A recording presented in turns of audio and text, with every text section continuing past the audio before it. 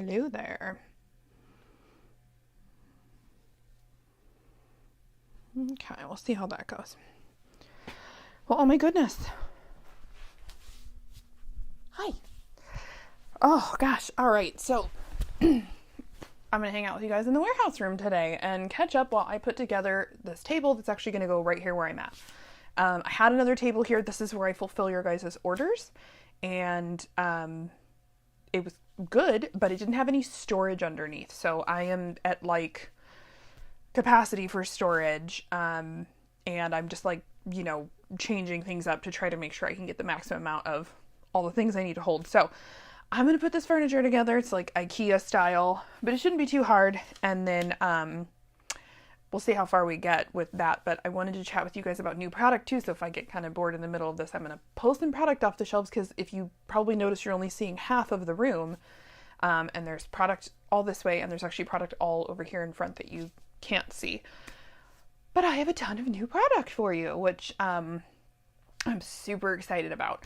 So I guess maybe we'll like sprinkle a little in here and there to kind of keep it interesting.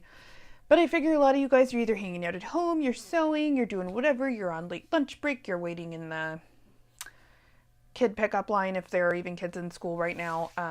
Because I know for some of you, it's still spring break, I think. Here in Texas, spring break just ended. But so it was Eclipse Day today. If you didn't see my other video, we were in the path of totality for that. So we just hopped out in the backyard really quick and went and watched the eclipse. And so I posted it. You can go check it out. It's not like crazy high quality or anything, but it was really cool to see. So I hope if you're interested in that, you can hop on, anywhere, news channel, YouTube, wherever, and find like a really good video to see it, because it really was super cool. And then as I see comments come up there, I'll check every once in a while like I do. So if you guys have questions about stuff, like throw them out there. We'll kind of do like a, combination question and answer, talk about product, catch up. It has been, what is it? It's early April now. It has been a crazy 2024 so far. Those of you who've been around here for a while, 2023 was, for me personally, honestly, a horrible year. It was just horrible. So what a difference a year makes from where I was, specifically mentally and emotionally last year at this time to where I am now. Oh my gosh. And it didn't happen, by accident. Yes, time helps, but the amount of reading, exploratory, like therapy mediums, exploratory into psychological stuff, because for me, knowledge is power. So I seek answers when I'm confused about something in order to like clarify, make it right with myself, like figure out what's going on, and just all of that. So like a ton of personal work and energy went into that to kind of dig myself out of the really crappy deep hole that I was in. And it seems like that was another lifetime ago, which in a way it was, because when you have something like huge happen to you, any kind of like a big life event, like really crappy emotional thing, whatever, it changes you as a person, for better or for worse. And I would like to hope that it, changed me for the better. I still don't wish that on anybody, any of it, but I definitely came out the other side, and I'm happy to be here at this point. So good stuff, but that also, good stuff after the fact, bad stuff, but then good stuff. So emotionally, I am doing a ton better, which is good, because it's allowed me to focus more on like all of this, which has been huge. All that to say though, by the time I really like kind of started to claw my way out of everything that was going on, and just like the heartache and the confusion and all of those things, the whole year had practically gone by. So between the personal, I guess we'll call them friendship or whatever you want to call that, struggles and all the crappy behavior and like the meanness and all of those things, and like dealing with the stuff that was going on. And then on a personal health level, I had, all this teeth stuff done. So we're a year removed officially from that, and I am so much better. This is interesting, but, interesting to me, I guess, learning about the health how would I say this? The health toll it can have on the rest of your body when there's something wrong with something in your mouth, right? And so I've been struggling trying to find a dentist for years and years and years who could correct these weird issues that every time I would go somewhere, they like didn't know. They were like, I don't know. I'm not sure what's wrong. Like, it's just cosmetic. There's no problem. Just floss more. Just do this. Like, use this mouthwash. And it's like, I've been doing that for literally 16 years. It's not going away. Like, somebody needs to really fix this. So I had all this crazy invasive work done. You guys remember I went to Arizona and stayed with my in-laws. I used their dentist, just, all that.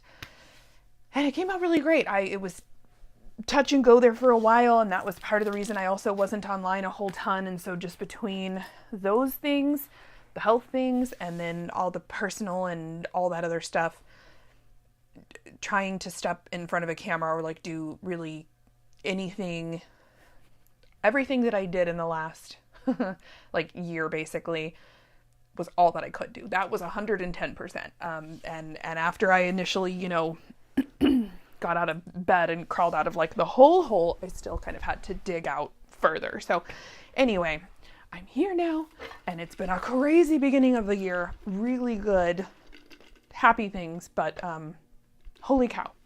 So let's see, where should I begin? So January, I don't even know. I'm trying to remember where I've even been so far this year. I've been traveling a ton, and it's been good. I've met so many of you guys at shows, which has been really fun. We've been doing some amazing shows in some super awesome places, and we're getting ready to leave to Biloxi, to Mississippi. So if you're in that area, come down to the Gulf Coast and see us in Biloxi. It's in Biloxi proper, the actual city, and we're excited for it. It'll be fun. And I'm glad spring break has passed, so we don't have to be down there with like the crazy partiers. And otherwise, yeah, like we're excited. We're going to go to, it's called Everything Embroidery Market, but don't let that fool you. EEM is, it's sublimation, different printers and laser cutters, like Cricut kind of style cutters, plotter machine cutters, obviously embroidery stuff, and then general sewing things. So there will be a few bag maker companies there, notably myself, we will be there, and then also Shanna, one of my very good friends. You guys know Shanna from Glitterbug Fairy. Shanna and Andy will be there, probably some more of their troupe with them, and we're excited. We're excited to go to Biloxi and do this event together, and yeah, so that'll be fun.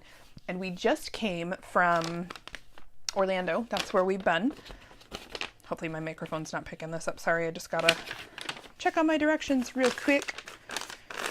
By the way, this is a kitchen island I'm putting together, so I might kind of choose to leave some of these things off.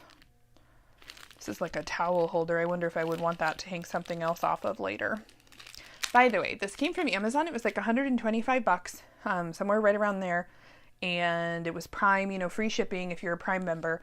This would make a great table for craft rooms. You guys are going to see as I put it together. It's not super big. It's like 20 inches by, I think it's like a little over 36. It might be 36. It's not super big, but it's got shelves underneath and a drawer in it. So this would be really good for like your cricketing stuff, your embroidery station. Like it's sturdy. It's really nice to put a machine on, and it comes in a whole bunch of different colors and with a painted top if you wanted that too. So, it's, I just searched for like kitchen island craft table, and this is what I came up with, and I think it's going to work really well for me. So if you're interested in that, you can hit me up and I'll send you the direct link of where you can, like the actual link to this one. Hopefully it's good. Seems like it's going to be good. So anyway, okay. Attach a handle. I don't care about that. So anyway, what we just came from Orlando. We did OSQE in Lakeland, Florida. Like, what is that? An hour outside of Orlando, something like that.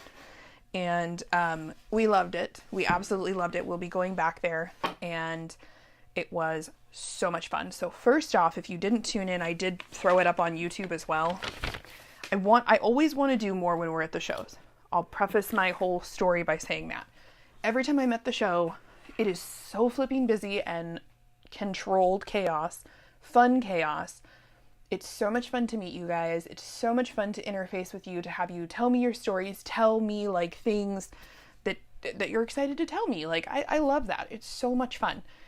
But the shows are so busy. I always forget to take pictures. I always forget to take video. I always forget to do like all the things I want to do. And then when the show blows over, like 2 weeks after the show and I've recovered, I always think, oh man, I didn't take enough pictures. Every time I say I'm going to do a time lapse of setting up the booth for you guys, I never get to it. I never remember to record it. It's just, shows are so much fun, but for me, they are mentally like, all of my focus swaps from the show or from anything else to the show, and I cannot focus on anything else. Combined with the fact that I taught 2 classes and had 3 stage demos this time, and then the booth, it's a lot. It's fun, but it's a lot. So I highly encourage you, if you're like, I want to go to some of these shows, like follow your favorite people who vend and find out where they're going. Because that's the best way to find out like what shows are worth it to go, right? Anybody who throws a show is going to say, oh, my show's worth it to come. Come on, come buy tickets. But if the vendors aren't going, it's because, I'll just be very blunt. It's because we know we're not going to make money. So, we can't go to shows. They're expensive. We have to pay for that out of pocket and hope we make our expenses back. If vendors aren't going, it's either a very small show, a new show, not a great show for whatever reason. So if you're like, I really want to go to a show, but I might have to travel, or I have to take time off work, or whatever it is, follow your favorite people and whatever show they say they're going to. And especially if multiples are going to it, then like you kind of know, oh, okay, that's the place for me. Because I get that question all the time. Should I go to this show? Should I go to that show? Should I travel here? The answer is, I don't know. I can't tell you. I can tell you where I'm going to go. That's all I got, really. So anyway, but shows are really fun. They're just a lot. And I always feel kind of bad. I always tell Corey this. I feel a little bit bad that I meet so many of you guys and I retain all the stories and I remember your faces. And I specifically remember when you tell me about like interactions we had or you show me things. But it is so hard to remember, like even that night, like how many people I talked to or I met. And it's just hard. It's just a lot. So I always feel a little bad about that, but it's not you, it's me. I'm just overwhelmed by the show. So anyway, and then after we get a couple weeks out, it literally takes me, I would say, 2 to 3 weeks to recover from a show, because I start hardcore cramming for the shows like a month in advance. So we're leaving for EEM, which is at the end of this month. Don't quote me on this. It's like April 22nd-ish, 25th, something like that. All of this stack of stuff you see right here, all these big totes, they are packed and ready for EEM. I have boxes right here out of the frame that you can't see that are packed for EEM.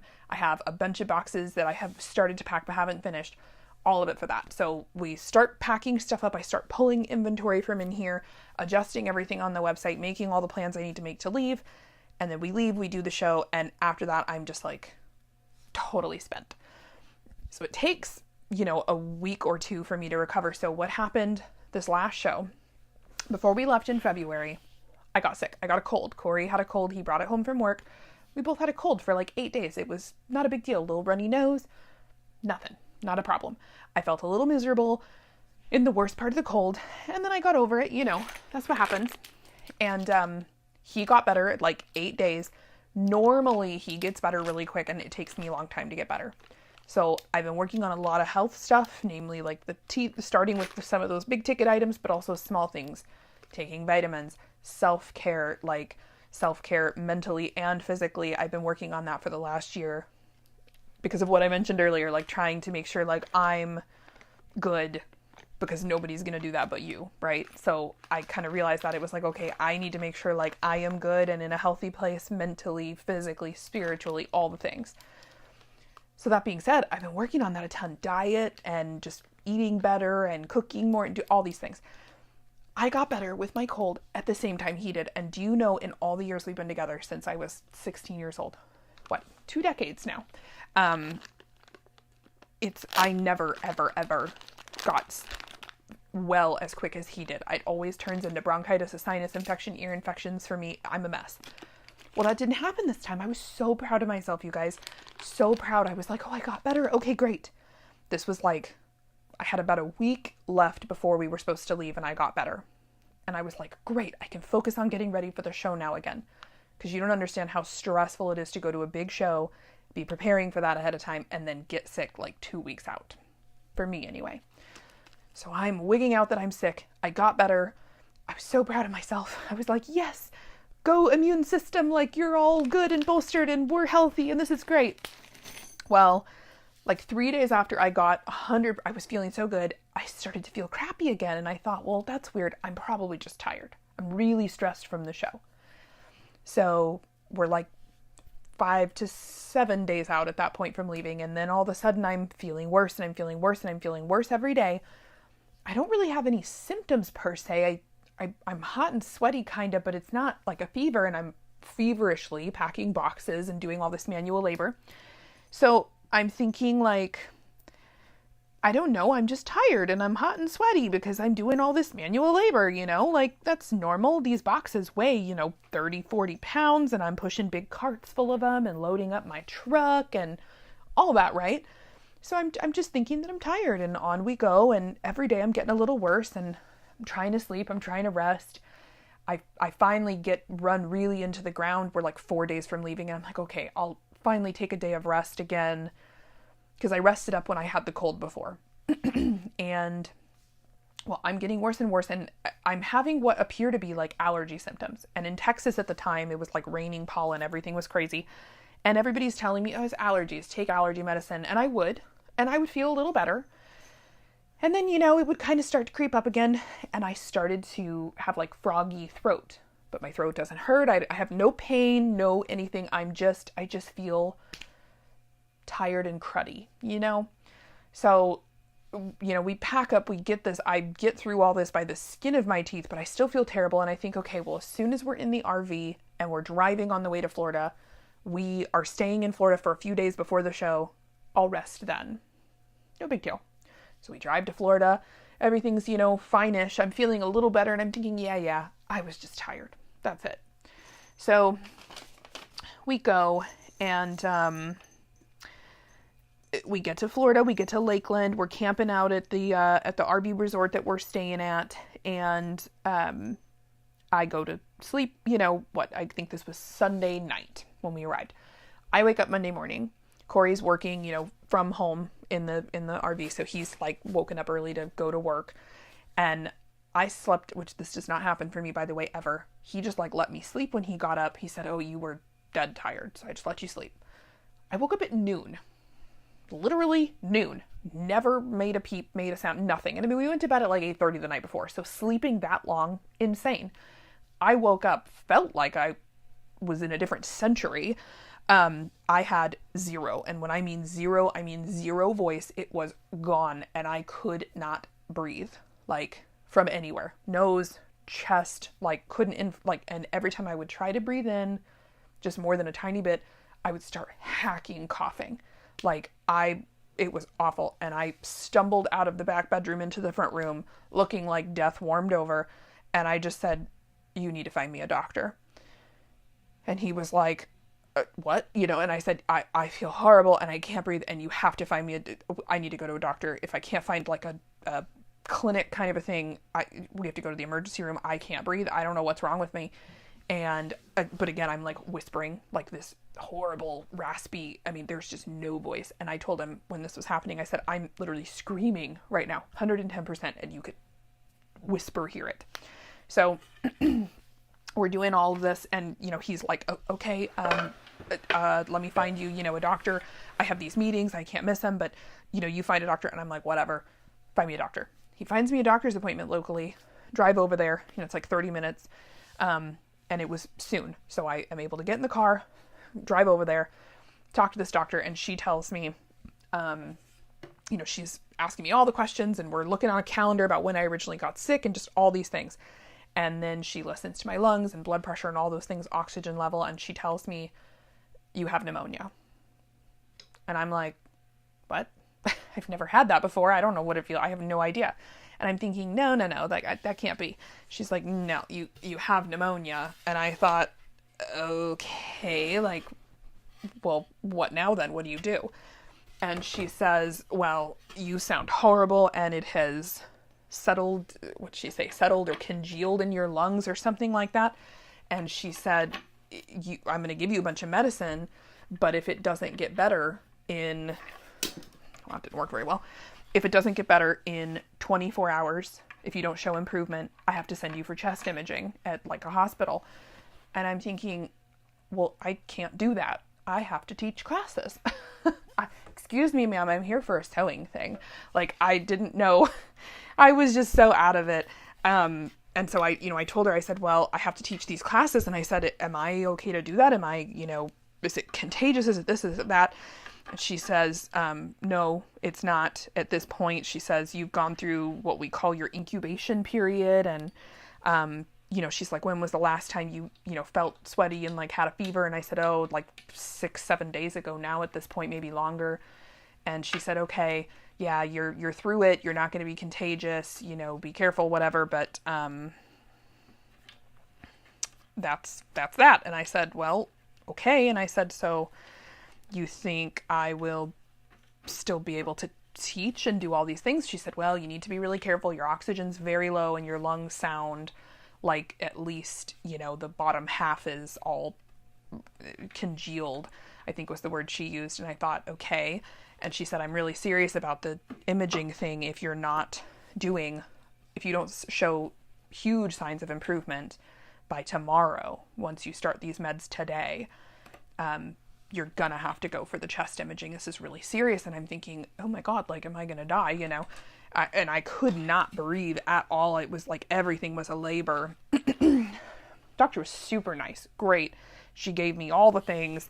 And, of course it did help. I did show huge signs of improvement. I was shocked. I got the meds, went back to the RV, had some soup, and then went to sleep after taking the meds. And I napped for probably 4 hours. And when I got back up, I was like, I had at least 20% of a voice and I could breathe a little better. And it definitely took me 2 weeks to like fully recover, maybe more like a month, because I'm just now to the point where I can like talk, get up, sit down, still coughing occasionally. But I never understood when people would say things like, they'd tell you a story like, oh, my aunt ended up in the hospital with pneumonia or walking pneumonia. She didn't know she had it, or grandpa didn't know he had it and it killed him, I get it now. Having never had anything like this or dealing with it, it always made me wonder, how do you not know you're that sick? I didn't know I was that sick. I just thought I was tired. Seriously. And the doctor was telling me that pneumonia kind of tricks you into that kind of thing, and that's how it kills people. It just makes you think you're not that bad off, and people don't want to assume and jump to conclusions and, like they're that sick, but that's what happens. And then they end up in the hospital because they don't realize it. And it's too late at that point. And I guess I was bordering on that, like that bad. So anyway, not something to joke around with. It's very serious. A couple of you guys did not know this. Well, I don't think anybody knew this, I should say. Corey and Abby Frazier, who's one of our awesome testers in the Emporium Threads group. She tests material for me on the team. She was helping us in our booth, and this happened to me like day 2 and 3. I was obviously pushing it a little hard at the show, and once during one of my classes, and then a couple of times when I was on stage. This has never happened to me before either, and it's due to lack of oxygen. My lungs weren't fully functioning. I had like a rescue inhaler and all these pills and medicines and all kinds of stuff I was taking. But, they tell you you're supposed to take it easy. And I did as much as I could. But I'd be up on stage and I'm like talking, doing my presentation and things. And, you're up on like an elevated stage. It's probably, 3-4 feet in the air, like up off the ground. And I'm talking, and then all of a sudden I'm looking out and it sort of turns like a little fuzzy. Like, I imagine that's what people say when they say I was seeing stars, because I could see the room and I could sort of see the other booths and all the people sitting in the crowd. And I sort of became aware it was like TV static a little. And then it just got worse and worse. It kind of crept in from the edges, and then all of a sudden everything, it was like TV static. And I thought, this will kind of make you guys laugh, I guess, maybe. I was, put that on straight. Yeah, I did. It was in a vendor hall, right? And so the first booth right here to the left that I could see and could see me up on the stage was Amanda and Heather and Sarah and Stephanie from So O-Side, now actually known as So Bestie. She is rebranded, but formerly So O-Side, and I, know them, they know me, and I thought in my head, because I'm still giving this presentation, I didn't stop, and I thought to myself, well, this is weird. I don't know what's happening, but I guess just keep going until you can't. I couldn't see any of the faces in front of me. I couldn't see anything at that point. And I thought to myself, well, you're up on an elevated stage. Don't move around too much, because I usually kind of walk back and forth a little. And I thought, well, don't move around too much, because if you do, you're going to fall right off the stage. You can't see anything. I literally could see nothing. And then the second thought that occurred to me was, well, Amanda and them are right there. So if I fall over and something happens to me, they know me. Hopefully they'll call somebody. I don't know. They know my husband's at the booth. I didn't fall over, but the first time it happened, it really freaked me out. I was like, oh God, what is this? Why is this happening to me? Am I having a stroke? Is something about to go down? My understanding from my little general Google whatever is that when your oxygen level gets kind of low, that can happen. And it was explained to me that if I exerted myself too much, I wouldn't be getting the normal amount of oxygen because my lungs weren't, functioning super well. And so that could happen. She didn't say I'd be seeing stars or anything. She just said, you're going to feel weird and you could pass out. And I'm thinking, but I've never passed out in my life, never blacked out or passed out. So I don't know what that feels like. I guess it feels like that. You everything kind of goes, and then I guess you just wake up later. What happened? I don't know. So I didn't fully pass out or anything, but I had the weird fuzzies. And the first time it happened, I thought, okay, maybe I should eat something. Sitting down helped, and then just deep breathing and slow whatever. But that's really wild. So that happened to me twice. Once on stage. It happened once for a second in the booth, but I knew at that point that I could sit down and it would kind of go away, hopefully. So let's see, I got all those in. Good. Anyway, so yeah, that was weird. But the other time it happened to me was in class, and I actually think the class one happened to a lesser extent, and I want to say they were both on the same day. One was in the morning and one was at night, kind of a thing when it happened, but I don't really remember, truth be told. I just remember when it happened in class, again, the same kind of situation, thinking, okay, well, don't freak everybody out, just keep going, and at least this time you're not up on a stage. So, yeah, and I kind of figured out toward the end, one of the things with pneumonia, it also tricks you into, because your lungs aren't functioning, you don't breathe as deep, right? So the doctor had told me, you need to stop and pause and make sure you're forcing yourself to breathe deeply. I thought, well, that's weird.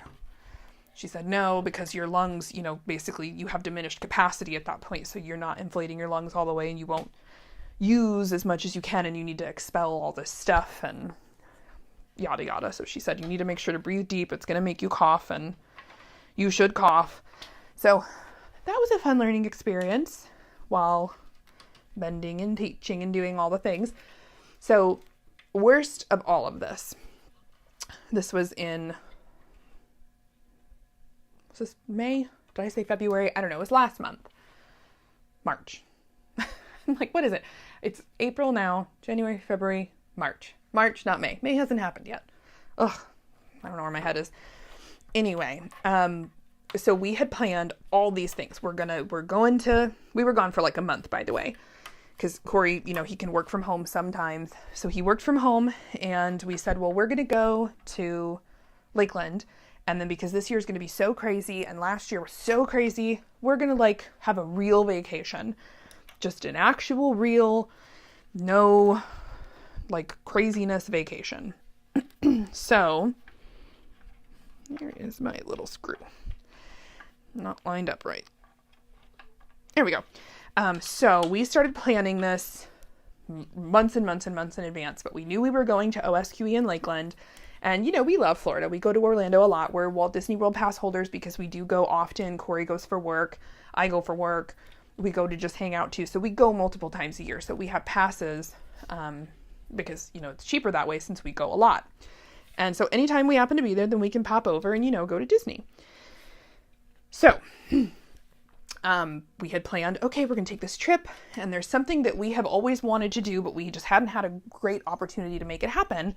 And we finally made it happen. And I'm happy to share this because I like hearing good things for people. And I like, obviously, when good things happen to other people and to me. So that being said, we have had a bucket list item forever that we've wanted to do, known as the Disney VIP tour.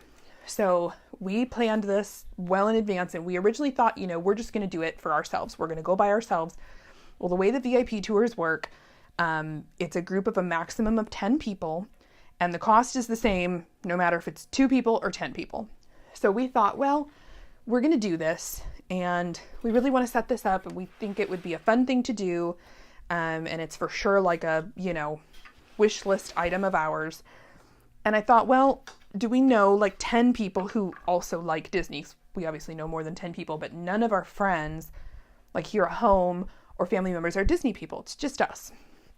So, we thought, well, who do we know that likes Disney? Who do we know that would like, this would be fun? They would not appreciate it, but appreciate it for what it is, like the opportunity to do this cool thing. So we thought about it. We, kind of sat around and we thought, and who do we like? Who are, fun and kind and nice people and, not deserving. I don't mean that in that term, but like, who would be a good, candidate for us to kind of like hand this out to, right? And so we thought long and hard about that and about who like supports us, who supports me, who is a nice, kind person, somebody that, you want to be around, somebody that you want to support, all those things. And so we came up with a list of our friends that we thought, these are people that are, going to be in Lakeland. They're, good colleagues, but also good friends, good peers, good stewards of the community, all those things. And, so we, asked well in advance. It's like, are you going to come, and you want to do this? And I told them, and it was all kind of, not hush hush, but it was like, okay, like this is what we're doing. And so we had planned that for after OSQE. Now, it's an expensive opportunity. It's also like it has to happen when it has to happen, and it's not like a normal Disney experience. So I knew that was coming up after Lakeland, and here I am with pneumonia. And I can barely walk across the room without wanting to fall over, and my vision's getting blurry. How in the world am I going to do this 7-hour balls to the wall? We ended up doing 9 miles in a day, from about 1 p.m. to about 8 p.m. So, how am I going to manage this? And the answer was I didn't know. I was just desperate to get better and really feeling like, oh my gosh, please let me be able to enjoy this experience because we paid for it. And like, otherwise Corey's going to go by himself and I'm going to sit in bed and rot if I don't feel better. So I was like a little kind of freaking out about that. Now, do you know what? I have to take this apart a little bit. I forgot this little piece back here. Dumb. I was all excited to see the shelves. I gotta put this brace piece in. It told me to, and I just didn't listen. It's fine if I just loosen it a little bit. Luckily, this doesn't have like the crazy lock nut things. Let me see. You go. Which way do you go? Because now you gotta come out. I'm guessing this way. There we go.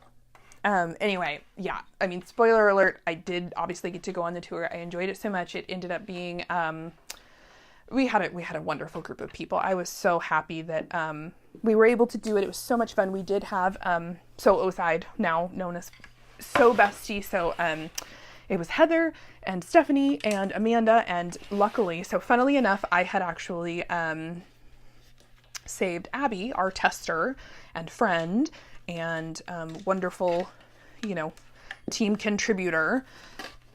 She is so awesome. Ooh, a seat, but then she told me that she doesn't do parks. She can't do the parks, and so she was so nice to give her daughter Sarah, who we got to meet at the show, her seat. on the tour. And so that was great because obviously she really enjoyed it and we really enjoyed her. So that worked out super well. And serendipitous for her for sure, because she had no idea until like the day, 2 days before, that I was like, by the way, you want to go do this thing? So we did that. And then also Lindsay from Lynn's Handmade and her husband Aaron came down for a little vacation, sans the kids. And so that worked out perfect. And then Shanna and Andy from Glitterbug Fairy, which, you know, again, I've known Shanna for, I don't even know how long now at this point, 50,000 years. Love them to death and was so excited that they were going to go because, you know, Shanna, she's so much like me, but like way more. She's so stinking dedicated to her business. I had to like convince her to take time off. I was like, Shanna, you have to take some time off, dang it. Because she was like, oh, but we'll be gone for so long. And I just told her I didn't care and I wouldn't take no for an answer. And so they did end up coming and that was great. We were so excited they came. And so for me, getting to spend time with all of these people that I like absolutely love, and we never really get to spend quality time with, like in person. We go out to a dinner or something when we're at a show, but we literally got to spend like a whole day just walking around. And for me, Disney is literally one of my favorite places. It holds a lot of really good memories for me, as I'm sure it does for most people, but we got engaged there and Corey and I both, you know, went there as children. And so that was a really good family memory that I have, which I don't have a lot of those, frankly. And so that was, you know, part of it. And it's just like, it holds a lot of really special memories for me. And in past, you know, we're big Disney people. I understand not everybody's into it and that's totally fine, but it was really important for me to share this bucket list item of both of ours with other people who like wanted to be there and we wanted to be there. So ultimately that's what we ended up with. It was honestly amazing. We had so much fun. It was perfect. It honestly could not have been any better. I was just the right amount of like, you know, no longer sick and feeling better, but like just like the tiniest bit, you know, I don't know if you get this, but when I get sick, I like have a little brain fog. And when I'm no longer like sick, it almost turns into like a very mild mania almost. That's too strong of a word, but like a euphoria, like a manic, happy energy. I had just enough of that.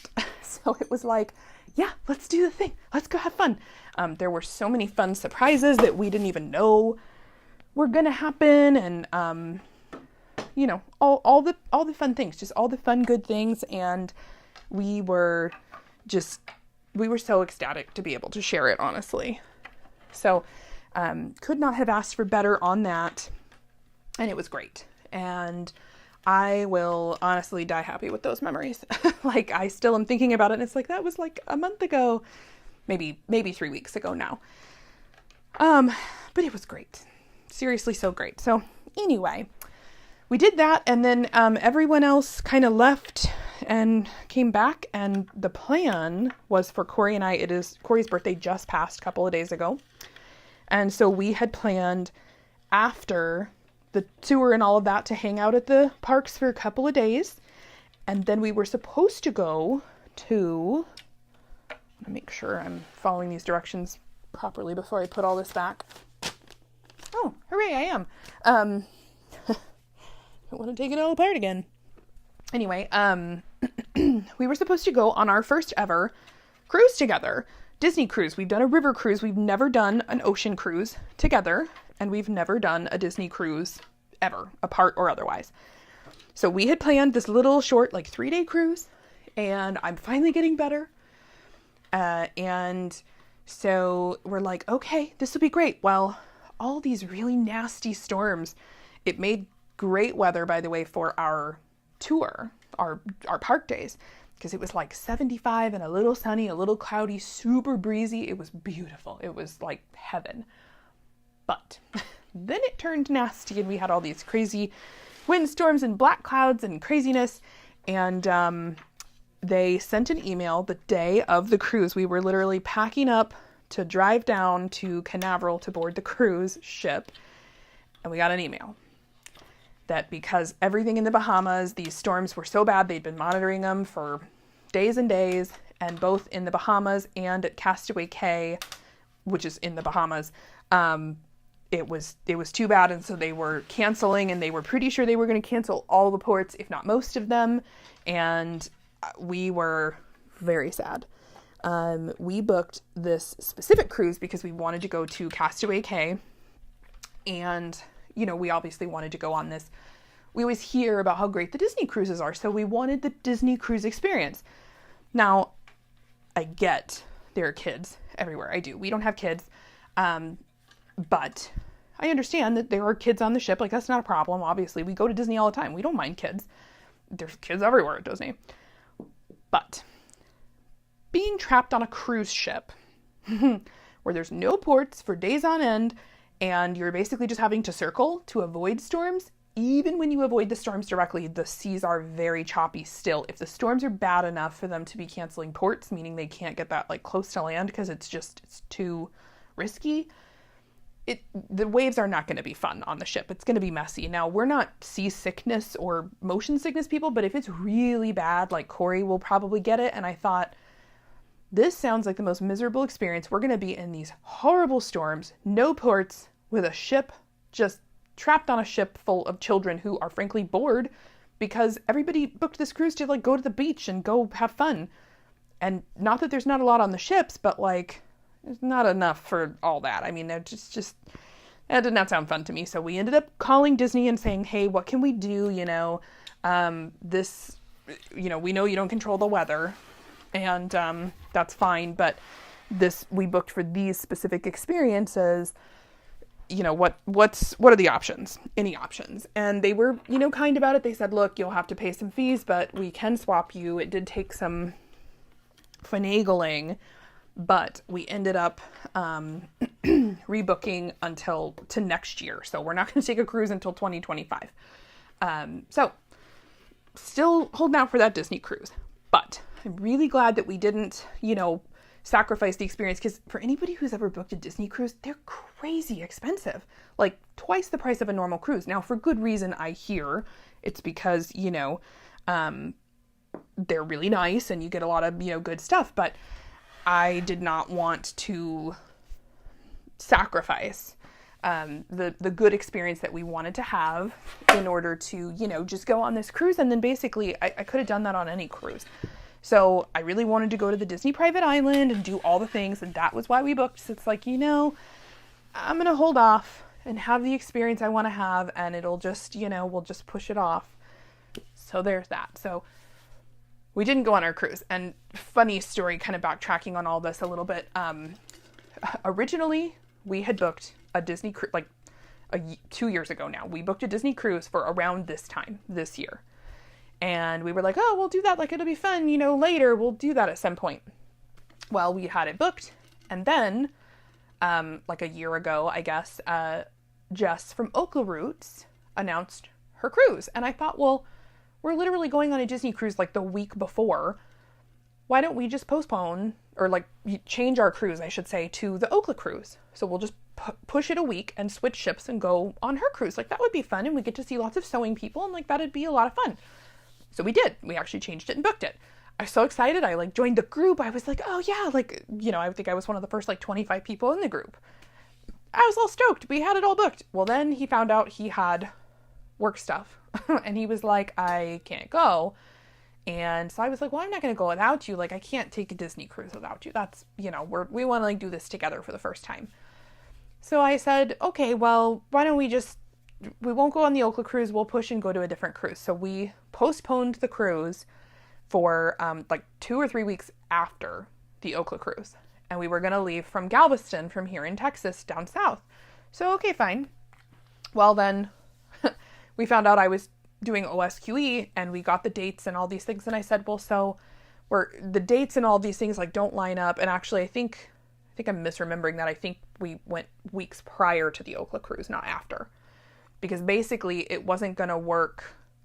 Something having to do with OSQE in Lakeland and that cruise, the other one we did like conflicted. Maybe they were just too close together, but like also far apart. So it was like, go to the show, come home, leave on a cruise. It was just too much. Either way, it didn't work, so we postponed and we switched everything around so we could do the cruise we just had booked, the one we just missed. So we missed the Okla cruise, and everything, turning around how it's been, we probably could have just ended up doing the Okla cruise because everything has been moved around so much. Anyway, I'm not going on the Okla cruise, but for those of you who are, I hope you have fun because I am jealous. I still have not gotten to take my Disney cruise, but you guys are going to, and it's going to be an amazing time, I hear. So many people are going, and I'm excited for you guys. I think it's going to be really good.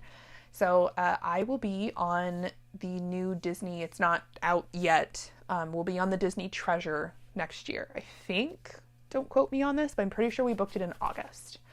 So I think the Treasure is like, what do they say? Like going to sea, starting to sail. I don't know what they say. The first sailing, maybe that's good. The first sailing, I believe, is this December. So it'll still be a pretty new ship, and there'll be, all kinds of cool things. And by that point, the new Disney private island, in addition to Castaway Cay, will be open. I don't remember the name, but Castaway Cay is the current one. They're opening a second private island thing.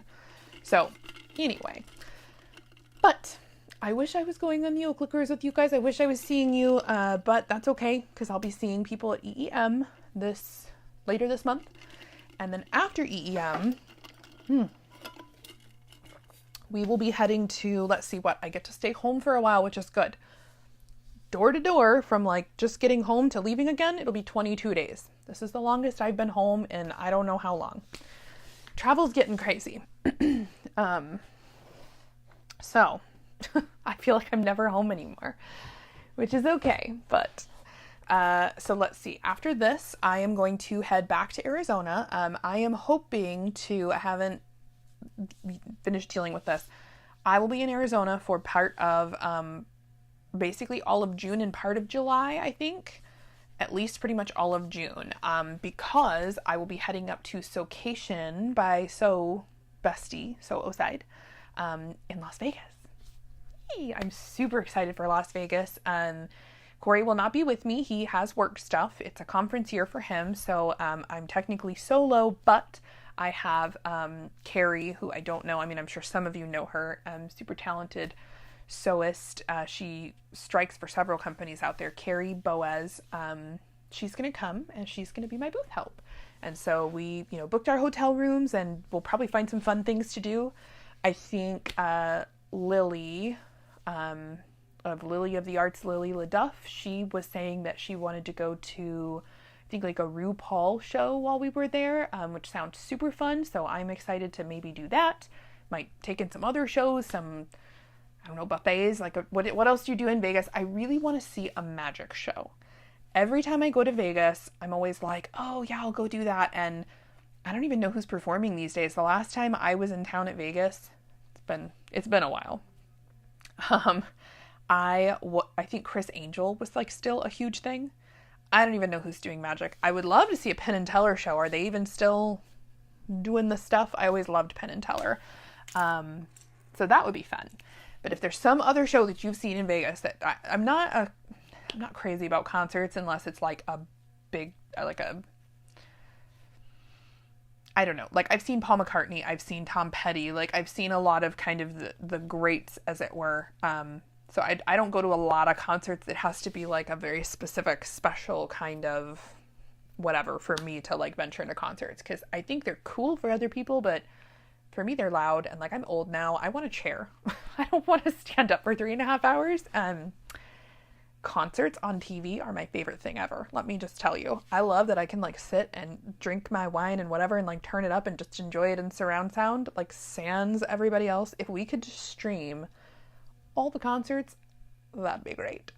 I am just now at that point in my life, let me tell you. So anyway, put together this little drawer. I guess I should read my instructions for a minute. So let's see, before you put the drawer together, doesn't really matter, I guess, it wants me to put the top on. So I guess we should put the top on with 1, 2, 3, 4, 5, 6, And 1, 2, 3, 4, 5, 6, 7, 8. Well, okay, so these 8 are 4, and I'm gonna have to go get a screwdriver for that. See, I looked at the instructions before I went live on this video, and it specifically said the only tool I needed was an Allen key that they provided, but that is a lie. These need a Phillips. Dumb. Of course I didn't go get one, so that's fine. I'll have to dig one out real quick, but I will get this top on first. Let's see. Anyway, yeah, so shows in Vegas. I know there's like a ton of concerts and stuff. Like, I'm too old for that. And also, I'm gonna be tired because it's gonna be a show. I'm teaching. I don't know if there's stage presentations, but then there's booth stuff, and it's just gonna be me and Carrie. So I'm not gonna be venturing out for a whole lot of shows. Crazy late night things. But I could probably handle a couple of, medium-sized events. So if anybody wants to go to a magic show, I'm down for that. Like a real magic show too, not like a close-up, party birthday situation. I want to see like a real magician. Ooh. So anyway, that's what I'm doing. But then while I'm there in June, I'm kind of hanging out for a while with my in-laws and just having some fun. So I may, and it's a big may, I don't know yet, may try to put together a little sewing class while I'm out that direction. So if you can't make it to a big event or you just don't want to, and you happen to be in the Phoenix area, Valley area, I'm trying to put something together. We'll see if it goes down. And if it does, that could be a lot of fun. And so it definitely would not be like a whole expo kind of thing. It would just be like a one day, long class, afternoon, so to speak, with some bag making stuff. Haven't really decided how or what or really if, but if you're interested, then let me know. But otherwise, there's still plenty of opportunity to sign up and get in at Las Vegas because not even everything's been announced yet. And that's June. Mid-June? Like June. Who knows when Sewcation is? Somebody throw it out there. June 11th? Something? I think it's Father's Day? I don't remember. It's in June. It's on, obviously, their website, but it's on my Facebook and all those other places too. So, and I'll be posting it on Instagram and all kinds of other things like that. So if you're interested, we'll definitely for sure get like the for realsies dates for you. But Sewcation. So that'll be June. And then after that, I'll be back here in, Texas. And then we'll be doing OSQE Dallas. So for all of my Dallasites and surrounding people, Fort Worth, Cleburne, Forney, McKinney, all that good stuff. Frisco. Come on into Dallas and see us again. I will have a 40-foot booth. I am working on some super fun exclusive booth things for shows. Corey, I'll tell you right now, if you're upset about it, it's Corey's fault. He is encouraging me. He says, well, I think people who go to shows should get like some exclusive merchandise that, is only available at shows. And I said, well, I know, but not everybody can afford to go to a show. Not everybody wants to go to a show, but he is kind of insistent on this idea. So we'll see. But I've been working on said exclusive merchandisey things. So I like exclusivity. I don't like exclusion. Does that make sense? Everybody does their own thing, but I like exclusive, interesting, like one-of-a-kind things. I don't like when they cut out a whole section of people and make it inaccessible and it's not inclusive. Like, I am very much, everybody can have a seat at my bonfire, like come on over, warm yourself, get some snacks, hang out, pull up a chair. I am just that kind of a person, and I don't like that whole like pay to play kind of situation. Obviously in life, sometimes those things exist, but when it doesn't have to, I don't think it should.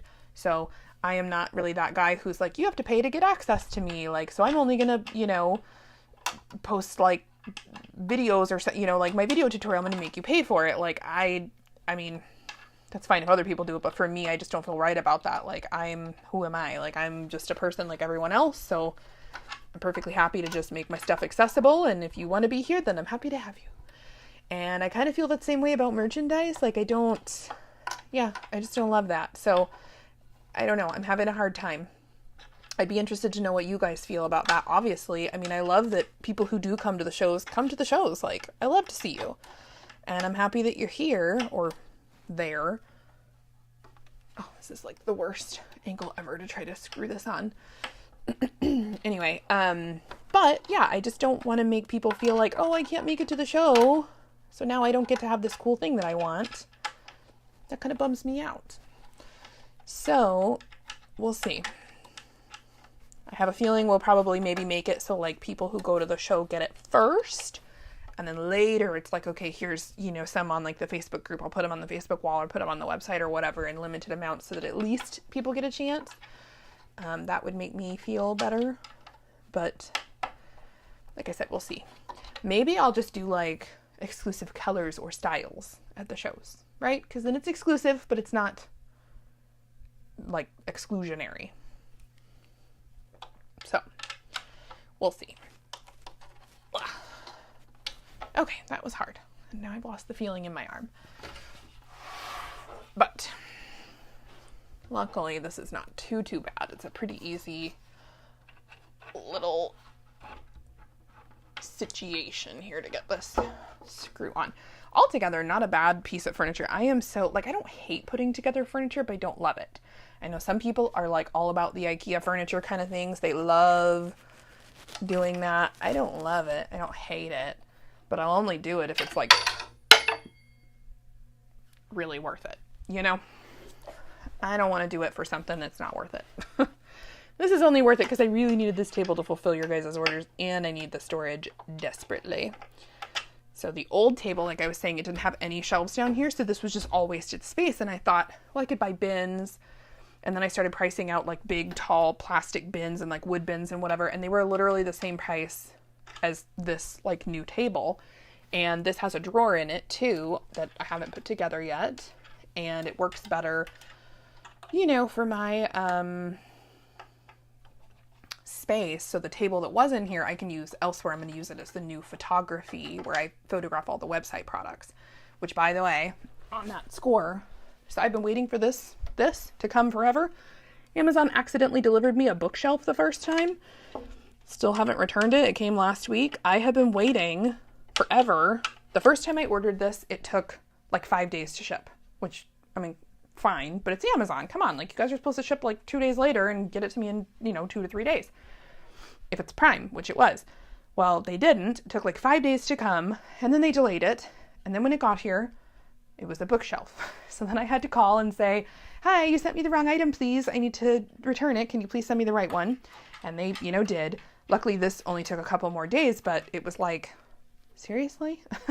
So I have new product for you. I have it here. It's over there in the background in case you've been taking a peek at all the shelves. And in a minute, I'm going to take a break from this when I get this bolt done. But I haven't been able to photograph it because I haven't had a photography station. I took the old photography station down. I needed to move some stuff. Like I said, I've been organizing. Thought this was going to come in like 2 days. So spent all this time dismantling, cleaning, doing all the things. And then, the table that was here, I didn't take it out yet because I needed it to fulfill orders. Well, all the photography stuff's just in the other room sitting on the floor. So that's what's been going on. I said I was going to get new product on the website. Well, I can't because I don't have any photos. So instead, I've been busying myself doing, other things I need to do, unpacking, ordering even more new material. This is just the worst angle for this. Oh my gosh, I need like 2 turns and I can't get this in the little hexagon. Well, almost. Let go. Okay, anyway, so yes, that's been my delay with getting new stuff on the website. I have not, all my lights and photography equipment. Okay, well that's on there enough for the moment. All my lights and photography equipment are like dismantled and splayed everywhere. So now that this is here, I can put my order stuff back, get that done, and then get the new thing. It's like If you give a mouse a cookie, take this apart to take that apart to then put this together to make this mess, to clean up that mess, to then make another mess. Story of my life. So, oh my gosh, my knees are getting too old for that. Who wants to see new product? How about that? I'm going to move this really quick so motion sickness people look away. Okay, I have just a couple comments here that I will read. Cynthia said, I just finished watching the solar eclipse video. Thanks for sharing it. You are very welcome. Right now while I'm standing here, I know this is just like all boob video, sorry. Do this. I have to back up, so I don't want to get it, I don't want to put it too high, and then you guys aren't going to be able to see anything. Krista says, hi Ray. Hi Krista. I just saw Krista at OSQE Lakeland. So happy to see her. And Gypsy Woman said it's the maiden voyage. Thank you. That's the term I was looking for. Maiden voyage. Thank you. Could not think of the name. When our ship leaves for the first time, it's the maiden voyage. Okay, well, thank you for that. I couldn't read that from all the way across the room. So I really like this table. I was telling you guys this would make an awesome craft room table. It's sturdy, it's narrow, but it's not like too narrow. It's technically a kitchen island, but it doesn't have wheels on it, which I like. I don't need wheels, don't want wheels. I wanted it to be like sturdy and stable. So this is where I'm going to be packing orders. It's 3 inches higher than its countertop height versus my old table was like probably right about here. So it, you know, on me, I'm tall. It was like right here. This one is about here. Much more comfortable working height to like pack orders. So that is great. So first things first about new product. This will be here within, cross my fingers, a week. I think it'll be here this week. I got a notification email saying I needed to sign for a package. Usually that happens when I get these huge orders of stuff. And I'm thinking that's what this is. We'll see. But I have the color card from when I ordered it and the big sample. So I am really excited to show this to you guys. I don't have a name, a real name for this yet. I am toying around with the idea of like shimmering sand. I don't know what to call this. So if you have a name, tell me what this like evokes in you when you see it. So this is the large sample of one of the colors. I am so stoked for this. So I'll show it to you from back here. Do you guys see this? It's like ultra fine glitter mixed with like clear, clean sand. I don't know how to describe it. And it has the most wonderful texture. It's a very soft, like, you hear that? It's not sandpapery at all. It's super smooth and it's not slick. There's no stickiness. Do you know how sometimes glitter vinyls or similar shiny stuff has a sticky to it? It will stick to the bed of your machine. This is kind of glossy, but not super glossy. But this, with pressure, it doesn't stick at all. There's no stick. There's no, like, just nothing like that. It just glides. So hopefully you guys are in kind of a bad, you're over in the dark corner of the room, but do you see that? It's so freaking beautiful. I don't even know how I'm going to photograph it, to be honest with you, to put it on the website. We might have to try to embed a video. But just look at this shine. So first of all, making a whole bag out of this, gorgeous. But think about like applique for embroidery. Think about in the hoop projects made in this. It is so beautiful and there's no stretch to it. It's a felt back. And look at the drape. So it's stable and it's flexible. It's easy to turn, but it's going to hold a top stitch beautifully. Like it's just going to do wonders. I love it. I think it's going to be beautiful. And then I think a little bit of heat once you're finished, you know, birthing the whole thing, and it'll smooth right out. Because this piece has been like used and abused. It's been on my shelf, like under a ton of stuff. It was sent to me in like a box of all kinds of shenanigans, and I have never heated it or done anything with it. But typically with these felt back styles, just a little bit of heat and it'll smooth right out. It is just beautiful. Deanna said, is this like the New Moon shimmering sand? So it is it's incredibly close. If it is not the same, it's incredibly close.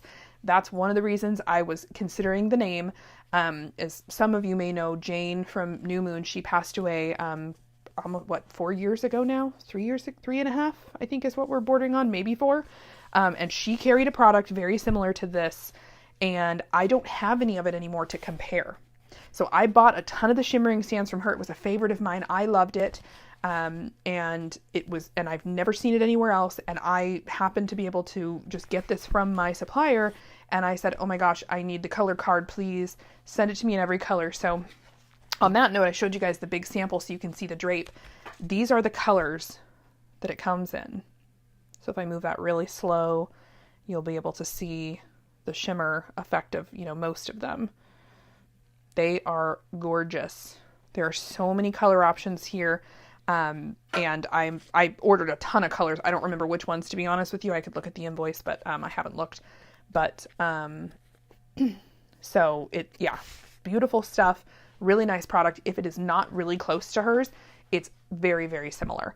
And I like this because it does not have any stretch. Like, I am tugging on it and there's no stretch, no rip, nothing like that. And you can see how much I just abused it, and it's fine. This is going to make gorgeous bags. I cannot wait to send this out to testers, and it's on its way. I ordered it 2 months ago, so it should be here any day. But also, things have been really weird with shipping. Everything's taking forever. And so you guys know, obviously, in fact, I think I circled. There are circles on here. I don't know if they're my circles or their circles, but it looks like I ordered it in 2 purples and black, blush pink, red, this really pretty, it's not registering great on camera, but this is like a beautiful chocolate brown with some red in it. That is freaking gorgeous. I'm so excited for this. I ordered, it looks like pink, royal blue, this tropical color. That is delicious. This blue. Look how freaking pretty. I'm so excited for this. And then it looks like I got some brown and this really pretty kind of aquamarine Calypso ocean blue to go with a lot of our other curated items. So that's coming and I'm very excited for it. But things I already have here for you. So if you were just at the show, you saw some of these things. And I am ecstatic to get them on the website. I will tell you guys, I ordered a lot. The show was super busy. So thankful for that. Had a ton of fun, which by the way, I saw Deanna at the show too. If you did not see it, Deanna, her husband, Austin, and she pulled the prize egg from our machine for the 30-second booth shopping spree. So I did publish a little video here on YouTube, a little live from the show. It was like the one thing I got to record. Somebody won the cam press, by the way. I don't know who it was. I was there. I was on the other side of the booth. And my husband, I walked over later and he said, oh, somebody just won the cam press. And I said, well, who was it? And he says, I don't know. But she was really excited. That was it. That was all I got. I have no idea if this person is like young, old, black, white, green, purple. Like, were you there with your friends, your family? Was it a kid? Were you 15 years old? Were you 75 years old? Have you been sewing for 100 years? Have you been sewing for 5 days? Like, I have no idea who won it. Man, woman, child. I got nothing. So I don't know, but whoever won it, I hope you love it. And I hope that you are having a good time with it. But yeah, I was like so bummed. I was like, you didn't let me record it. And I was right there. All he had to do was like yell across the booth. So if you missed that video, you can see the 30-second shopping spree in its totality. That was so much fun. We're doing that at future shows with I call it a candy machine. It is a candy machine, but it doesn't vend candy. It vends prizes. So prize machine. But anyway, so that happened at the show, and the show was super busy. So I'm going to show you guys what I have left here. And I have reordered. It's just not here yet. This is a new collection for me. I will be carrying it all the time. And I'm out of some of the colors here already, but what I have, I can show you.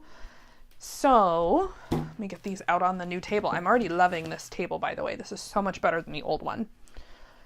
I have this one and this one. I'm out of one of the colors. So this is really hard on camera. I'll just tell you that right now. But when you see them in person, there's a notable difference. And of course, I don't have the two that I'm like out of to show you. Everything on our website, as you know or should know by now, if it's got the name beige, We have beige as part of one of our curated color collections. So I have beige webbing. I have beige embossed vinyl. If it's called beige, it matches with the other beige. Does that make sense? Tone on tone, it's going to match. So let's say across 2 color collections, you want, this is a good example. I always use this one because I have the most colors in it and it's one of my favorites. Blush. This collection is called Fantasy Shimmer. You guys have not seen it on the website yet. It's brand new. I sold out of it. I have just, right there. Boop. What's on the shelf right there? That's all I have left. I had like a ton more of that and it just sold like crazy. Abby, our wonderful tester, she posted a beautiful bag made out of what is called dark rainbow Fantasy Shimmer. The color is dark rainbow. You can see that in the Facebook group. I have 2 rolls of it. So I feel kind of bad putting it on the website, but I'm going to. I have to photograph it. I already told you why I haven't photographed yet. So like another 2 days and I should be photographing because I had to get this done, to get that done, to da-da-da-da-da.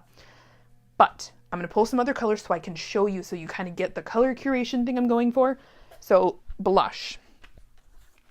This is Blush Faux Suede. Okay, there's the Fantasy Shimmer. This is blush webbing, and do I have blush? Yes. This is blush matte classic. So like I have blush in all the colors, except embossed, I believe. And then we even have blushed leopard. That's peachy. Maybe we don't have blush leopard. Maybe I'm a liar. Oh, we have it in sea salt pink. Okay. Different color collections. So anyway, okay. So these are 4 different collections technically. And in a new product, I will pull and I will show you waterproof canvas. I'm so excited to finally have this in this whole shelf over here that is partially blocked, all the way blocked, right there, that whole bottom, and you guys can't see all the rest of it.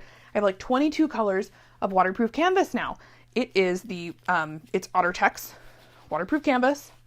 It is the rubber-backed style. It's a 600 denier waterproof canvas, but it is a thinner coating on the back, so it's not quite so stiff. Do you see how it kind of folds over nice? Hold the top stitch beautifully. It is wonderful. I love this new waterproof canvas. So here are, I'll just hold these rolls for a second. I want to show you the Fantasy Shimmer, and the lighting in here is not the best in the warehouse room, but 4 different collections and they all match perfectly. That's why they're all called blush. So on that note, this is the Fantasy Shimmer. It's not registering super well. Again, these are gorgeous in person. That's why they sold so crazy. And it's in the roll right now. I'd like to take this off, but that's going to make life more difficult. This has like peaches. It's iridescent. It's also got like it's not glitter. It's more of a metallic, I would say. Like an iridescent rainbow hardware almost. And it's got little bits of green, peach, orange, pink, apricot in it. It is so pretty. This is the blush color. It's lighter. You'll be able to see it really well. The general idea here on this one, this was definitely the show favorite, the dark rainbow. It's like rainbow hardware. See that? It's got purple, green, gold, yellow, turquoise in it. It is beautiful. This is also a felt-backed product. It's nice and stable. You can see it's easy to turn, does not need interfacing. Now, I will say on the front of interfacing, Abby, the wonderful tester, did tell me that it doesn't need interfacing on the main bag. It drapes really nice, but she said if you're going to use it for like a D-ring connector on that part of the bag, interface it, or on a strap, not just to keep it, you know, those are high wear areas. So that's what she'd said, high wear areas where there's going to be a lot of like strength, not because this, you know, moves or anything. It doesn't, it's got good strength, just like everything else, holds a stitch really well, but just to interface on those areas, on those really high use areas. So this part of the collection is part of the Fantasy Shimmer, but it doesn't have metallic in it. It's just shimmery. It's really shiny and it's just black. So I named it accordingly. It is called Shiny Ass Black. I could see this being really cool on like, I don't know, lots of stuff, especially when you're talking about applique. Again, this is not a great, maybe if I move this closer, maybe that would help. Do you see how it kind of has the texture of sand and it's got metallic to it, but this does not have iridescence. These have iridescence. This is the beige, so it's very champagne colored with hints of green and peach. It doesn't show up great here on camera. I wish that it did. This is a struggle. Maybe if I like turn it, you can kind of start to see some of the purple. It's definitely not plain. I mean, it's just not. It's really gorgeous in person, and it kind of tends to take on what's around it. It's so much more than just a plain metallic gold. It has a ton of colors in it. Here, this is called Ocean. Oh no, I'm sorry. This is Foggy Blue. You can kind of see the rainbow again when I twist it.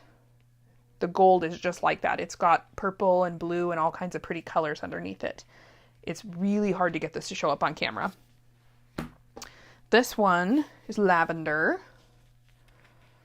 We've got, let's see, in person here, obviously purples, a little bit of peach, a little bit of blue, that kind of, and it sort of fades from one color to the other. It's really gorgeous. And then the blush, I already showed you, but maybe if I show it to you back here, it'll register a bit better. It's so tough to get it to show up on camera, but man, it is pretty. Hopefully I have better luck photographing that because I'm a little bummed. But I would love to move that stack of boxes over there, but I can't. So I'm just going to take you over there. Ugh, I got to move this space. You guys are getting a glimpse of all the vinyls there. Let me see if I kind of point this a little downward.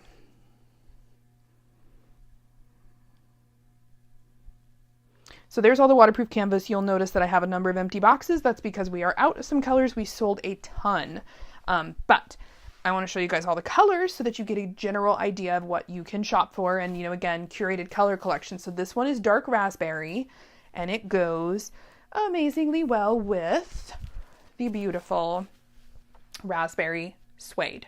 So this is a little darker, so I called it dark raspberry, but it's in the same color family. It's the right tone, and it matches beautifully. This is the Luxe Faux Suede in raspberry. So beautiful color right there. This is a good maroon to go with like any of your Harry Potter stuff. Darker kind of, you know, blood red makes that need that kind of stuff. You can see I'm wearing a maroon shirt. It's just a little bit lighter than that. Not a lot of pink to it. Just a really nice, pretty raspberry red. So there's that. And then next we have just purple. It's a really good, nice grapey purple. So here it is next to our purple webbing.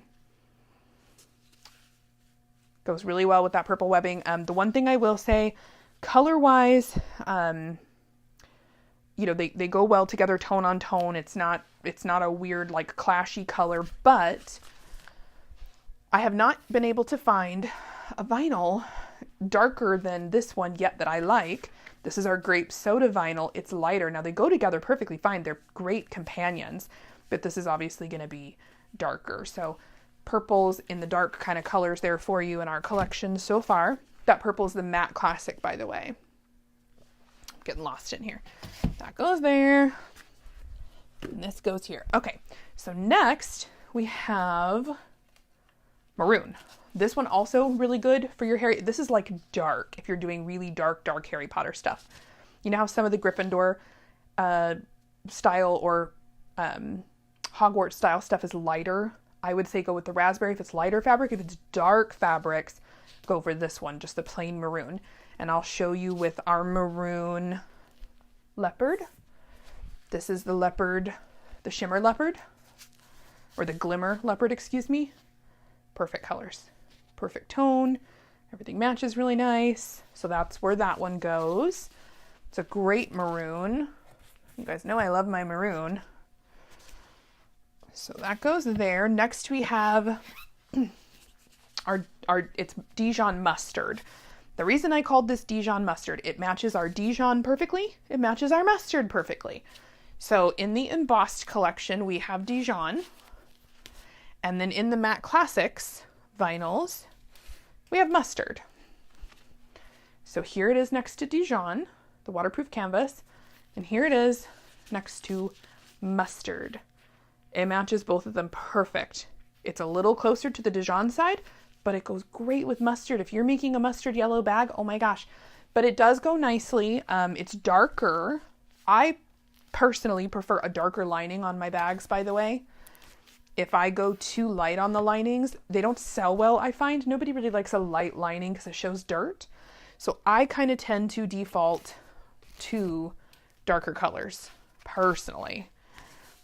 So this is sunshine yellow next to it. Goes great, the tone is good, but you know what I mean? It's a little bit darker. If I had gone with a really light yellow, if I were making the bag, it just shows dirt. And then customers are like, I don't want that. Can I get it with a darker liner?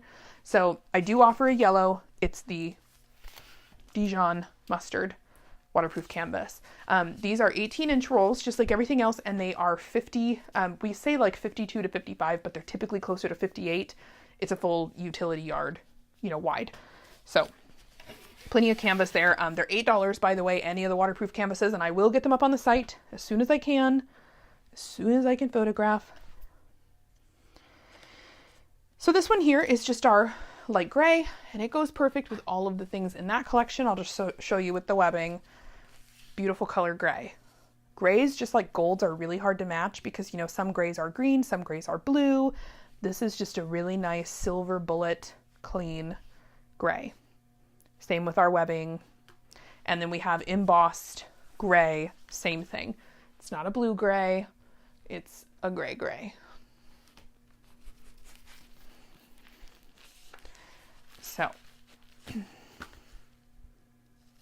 gray grays. Next, to put all these away. I have been working so hard, and I told you guys I hired part-time help a couple weeks ago. She's been here. She's been helping me organize all of this. Most of it I have done, but she did do quite a bit of work the other day when she was here. So super helpful because I've got new product and more product, and we have to have places for it to go. So the next thing that we have is dark lilac. So this is a darker, like an ube purple lavender color. It's got a little bit more to it than lavender, a little bit more, not pink, but an undertone. Just put it that way. And just for giggles, this is the lavender. And so do you see how it's a little darker? The shimmer, of course, is different because it's got more colors in it, but I'll show it to you with our lilac embossed. So this is the lilac embossed. And so dark lilac. Same family. Looks really good together, but it's darker. This is certainly much more of a pastel color. I just want to make sure that when you come, to buy vinyls, you have options for lining. Obviously these go with anything. They don't have to be my products, but I want to make sure you've got good options. We have a really nice, pretty dark brown. It's a dark red brown. Definitely a little bit lighter than a Hershey brown, but still has nice color. So this one, another gray. I have a lot of gray options because remember I told you grays are hard to match. I have a lot of grays. I want to make sure you have options. This is a darker gray. This is Riverstone. It matches the Riverstone matte classic vinyl. You will notice because this is textured waterproof canvas, it holds more light than something like this. So it's always going to appear, not always darker, but usually darker. It absorbs more light. But they're the same color family. This isn't like blue and this is green. They're the same, sheen. So because it's canvas versus vinyl, a little bit of a difference, but I had a color card, sent to me from the manufacturer and made sure I was able to really curate all of these as close as I could to make sure you get a nice bag in the end. If I wouldn't use it, I wouldn't sell it. So if it doesn't match, I wouldn't call it Riverstone. I'd call it something else. So then we have navy, which this one was a little tough because blues are kind of hard to match too. So this navy goes together really well, really nice color. We have denim. Well, so here's navy, called navy, matte classic. Those go together beautifully, but I started looking and thinking, well, maybe I need to have something for our denim embossed vinyl, which is my favorite blue. So pretty. But the navy, while darker, it goes beautifully with this. It gives it a nice pop and it makes the darker parts of the embossed pop out. I love that. So I was going to get another waterproof canvas that's like 3 shades lighter than this. And I thought, no, if I were making a bag, that's what I would use. It really pulls out the texture. So I'm very excited about this one. That's my favorite. And it sells like crazy, that denim. I'm like almost out of it. I mean, I love navy too, but everybody loves that denim. So navy. And I don't know, maybe you guys can tell me, by the way. So this is our exclusive handmade webbing that I've been showing you in our webbing collection. Somebody has been posting about this somewhere. I haven't been able to find it yet, but the orders for this webbing are just absolutely kicking my butt. It's a great problem to have. I'm fine with it, but every day I wake up, there's like, and it's just all like, oops, all webbing. That's just all it is. And I had a couple people join the Facebook group saying that they saw my webbing posted somewhere. So I have no idea who's posting it. Thank you, whoever is. But if you saw something recently with this webbing, I want to know like who it is so I can thank them, because oh my gosh. And I'm selling out of a couple of colors. I think I have one thing left of black, and we are officially sold out of black. That's not to say I do have some black for the shows, because that's separate inventory, but very little. So whoever's posting about it, it's making me laugh. Like I can't find it. I'm chasing my tail looking. But anyway, that's the handmade webbing. So if you've been seeing that, you've been curious about it, that's what that is. So anyway, I guess now that I got closer, I'm sort of turned into a talking head again, didn't I? Now I'm just a set of talking boobs. Maybe that will be a little better. I feel bad, like nobody can kind of see my face. There we go. I'm too tall for this. Where did I leave off? Let's see, this brown. So this one, this is bronze. Again, kind of another struggle. I wanted like a nice brown color. It's like a cardboard brown, like a coffee and cream, lots of cream brown. But I wanted something to go with our beige and our bronze. So this was the closest I could do on this. Bronze is definitely more tan, but it goes really well, especially with, so here's the thing about the embossed, by the way. It has a little bit of dye applied to it when they emboss it. You can kind of see the detail there, which makes it beautiful, but it doesn't change the color, but it gives it a bit of a different appearance. So next to its mate, this is how the vinyl starts out before they apply the stamp and the dye to emboss it. And this is what it turns into when they apply that darker and to your eye, because it's absorbing more color.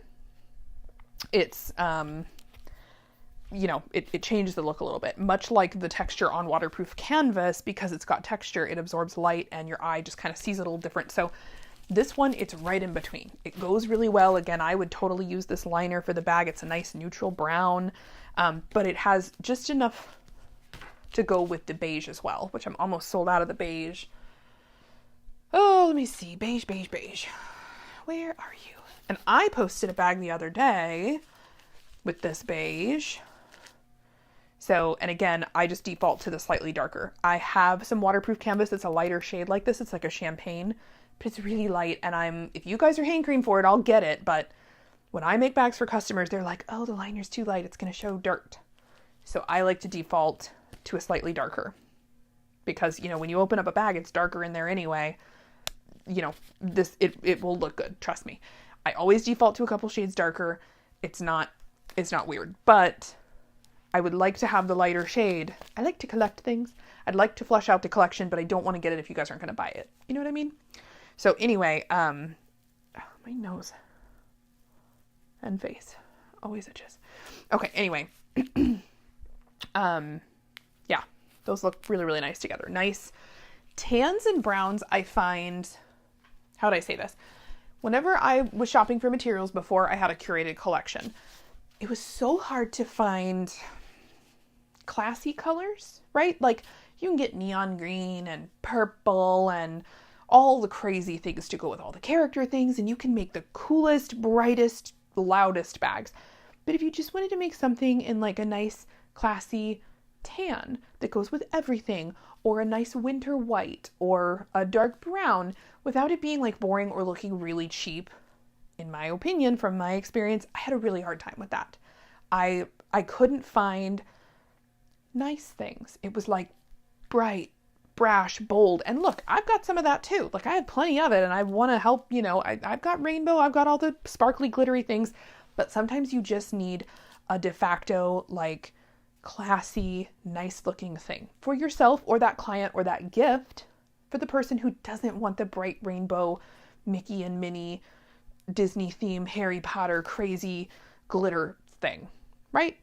And so I'm trying to fill that need as well, which is where we come in with, you know, the faux suede, because it's just got that beautiful texture and hand, and it feels nice, and it's not shouty. And we have that in brown and black and gray, but we have some bright colors, but it's still classy. It's classic.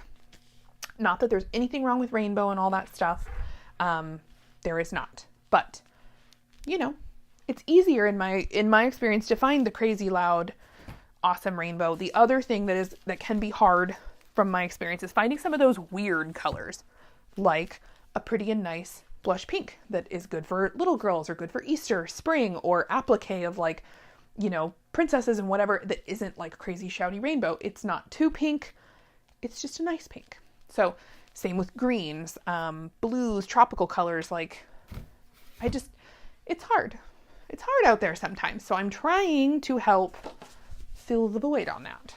Hence the pretty bronze and the pretty beige and the pretty chocolate brown. The other thing these are really good for is skin tones. If you are appliquing and you're looking like, this is the perfect skin tone for lots of different ethnicities, but not too dark and not too light, tanner skin tone, olive skin. Same with the beige. It's going to be a lighter, but perfect for skin tone for appliques, because that was always really hard for me when I was trying to do a character and I wanted their skin tone to be appropriate for their actual race, you know? And it's like, I can't find nice skin tones, nice browns, nice tans, nice whites, nice, you know, creamy colors, or brown colors that aren't too washed out. So that always really frustrated me, especially when I was doing a lot of embroidery. So again, with the nice browns, at first people are like, oh, brown is boring. Brown's not boring. Brown is a staple. You need brown. Browns and tans. Thank you for coming to my TED Talk. Okay, so next we've got, this one I sold a ton of, turquoise. Turquoise waterproof canvas, and it's the perfect shade of turquoise for our turquoise vinyl. That, you know, again, not that I really need to justify why I do anything, but I find it interesting to know why. This is the turquoise vinyl. Sometimes you want to make a turquoise tone-on-tone bag with all the components, because why not? But you can't find them, and it drives you nuts. Sorry, I'm looking at this. Look how pretty. The dark rainbow next to the turquoise. Ooh, that's nice. So like, if you really wanted to go nuts, you could use the turquoise liner instead of just like black. Do a cool color. That's why I get a lot of these weird colors, because they're hard to find otherwise. So I've got you covered on the turquoise front. It's a nice green blue turquoise. It's not too bright. It's nice and dark. Pretty jewel tone. So nice jewel tone on that. Next up, sky blue. Super good, obviously, for like little boy, whatever. I originally wanted to call this Andy's room blue because it literally is that perfect sky blue tone. All it needs is the little white clouds. I have been tempted every time I see this. I really want to applique some clouds onto it, and just make like an incognito Andy's room wall bag. Is that weird? I like making weird bags that look like other stuff. That's my thing.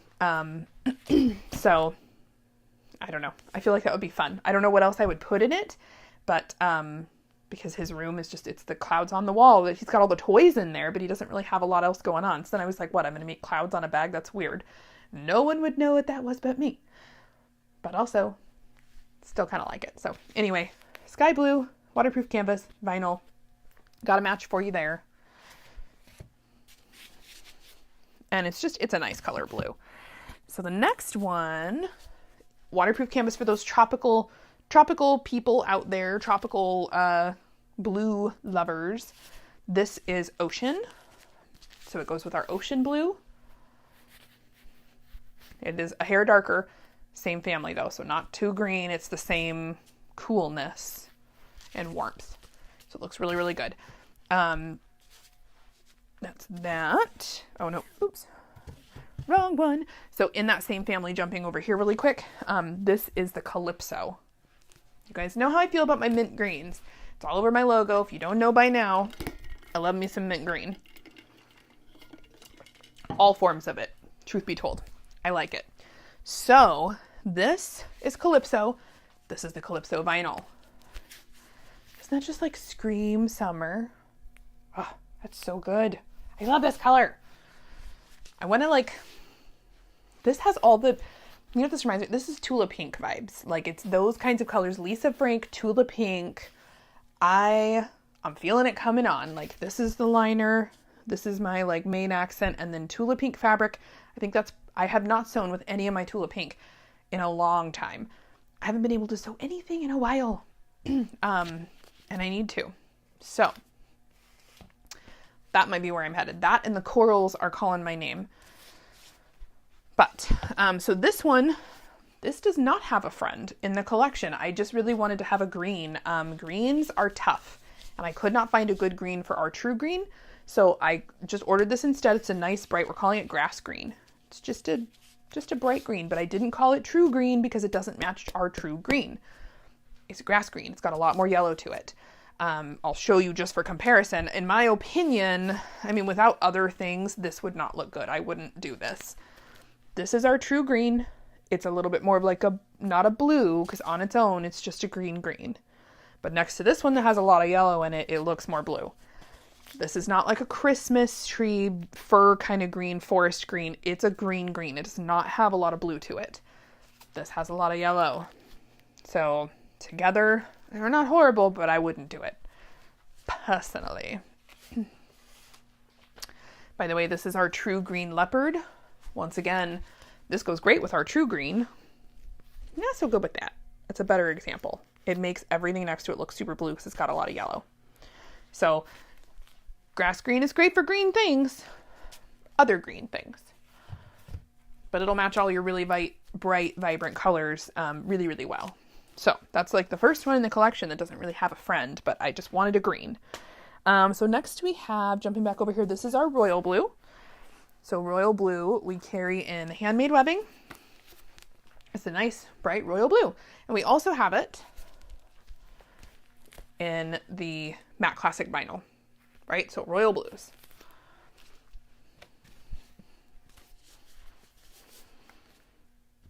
Boop.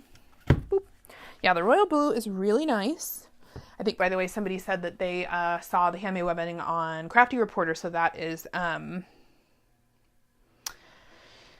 her name just skipped my brain. Amber McLean. There you go. I'm like, what is her name? Amber McLean. Love her. Super sweet. And yes, she has been using it. She makes a really fabulous bag. Not that anybody didn't know that. If you don't follow her on Instagram, she's also really good at making little reels and stuff. I'm terrible at that kind of thing. So I admire anybody who's really good at making like fun, interesting to watch social media content. So she's a fun one. So you should follow her on Instagram. And then, YouTube and everywhere else she's at too. But love her content and love her for posting my stuff because, that's nice of her. I mean, I love when anybody posts, but like I said, she makes such interesting content. So it's fun. Pink. This is our, darker pink. I just call it pink. It's not really hot pink. It's just a nice pink. It's a darker pink than the blush, which is more of a lighter, like Easter. This is like, it's definitely not neon. I mean, because it's not neon, but it's like 80s pink, but not neon. I wouldn't call it neon. It would go well with neon things. You could totally put these with Tula Pink, by the way. So we've got pink here, and I mean, I hesitate to call it bubblegum, but it's, bubblegum pink. That would go really well with the newest Tula Pink that I got, the one with the snake. I don't remember what it's called. I have no idea, but it's green and pink and it's got snakes on it and I just loved it. So I had to grab a yard. I was at a local quilt shop somewhere and picked it up. What's next? Red.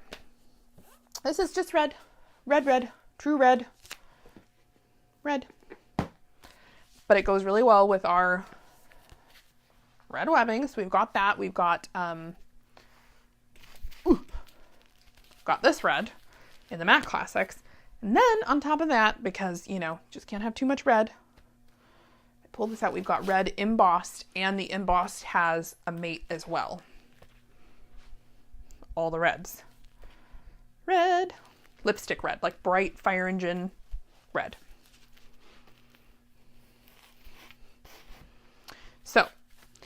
got red covered. Can't ever not have red. You need it for so many things.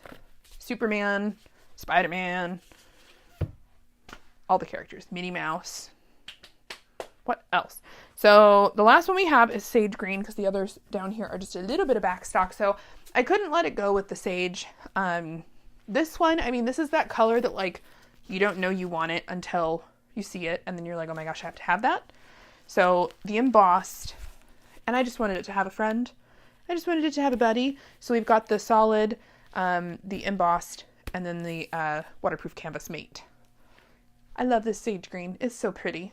I saw a number of people were using it for Easter projects, which I love. Perfect for Easter. It's definitely like a muted pastel, but it's pretty all the time. And it's pretty mixed with other colors.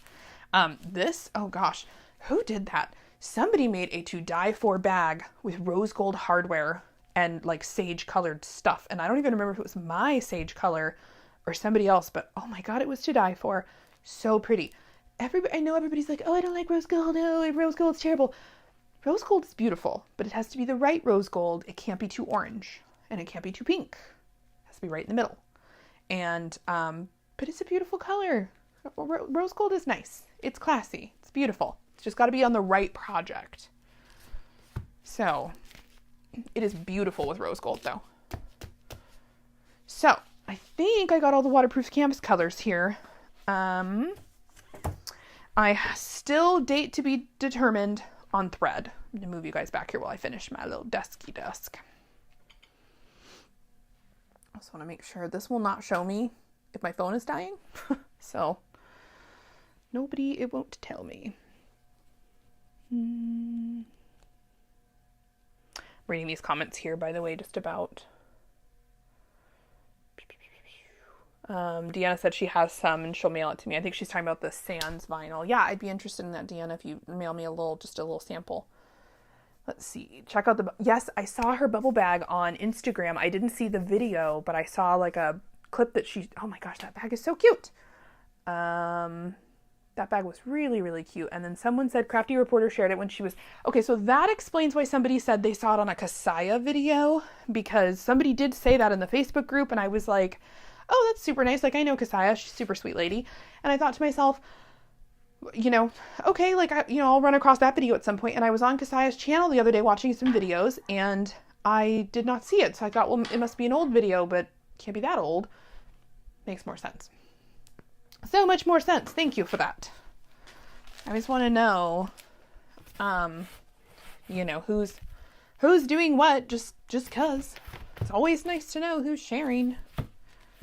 So we'll put away the fantasy shimmers. I have more of that. I can't remember if I actually ordered it or if I'm in the process of ordering it. It takes some back and forth to do all that, deal with factory stuff. But it will be coming. I only have just that little bit that you just saw there. Very limited amount of that because it just sold. I had a ton of it that I brought to the show, and we had an island out in the middle of the booth and it was full. I had like 3 big bins, and by the time I left it was like half of one bin. So yeah, we sold a ton of it. It was very popular. The people who have told me they've sewn it up, they love it. So yeah. And then as far as like new stuff,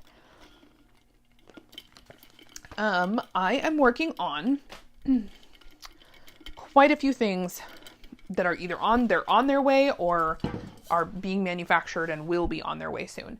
So 2 of those things are, I said a while ago that I know a lot of you guys like my art that I draw on the tags, which is great. Like, that makes me feel good because I have a lot of fun drawing it. I'm definitely amateur, that's for sure, but I like to draw. Who doesn't if you enjoy artsy things? So when we are driving to shows, I obviously can't sew, but I can draw while Corey drives. So that's typically when I do most of that work. And I just have a lot of little designs that come into my head. I keep a running list of just interesting things I see, stuff I hear when I'm out and about, and then draw my own little versions, or sometimes there's sentimental things that mean a lot to me, or in my reading last year, a lot of the things I was picking up, messages that were coming through to me in the reading a lot, that it was like, oh, well, I really needed to hear that, so maybe someone else needs to hear that, and that's kind of where these things come from. So that being said, I have a huge running list of tons of designs. And then I did recently poll you guys in the Facebook group to ask what kind of woven tags you wanted. And then I have a list, and then I'll need to go through and figure out, like, when I read that, what kind of art, what does it say to me? And then what kind of art can I come up with? So I'm working my way through those, but I have a whole new batch of tags coming. I think I just ordered plus or minus one or two, like 20 designs worth of brand new tags, brand new woven tags. So those will be, released in little batches when they get here.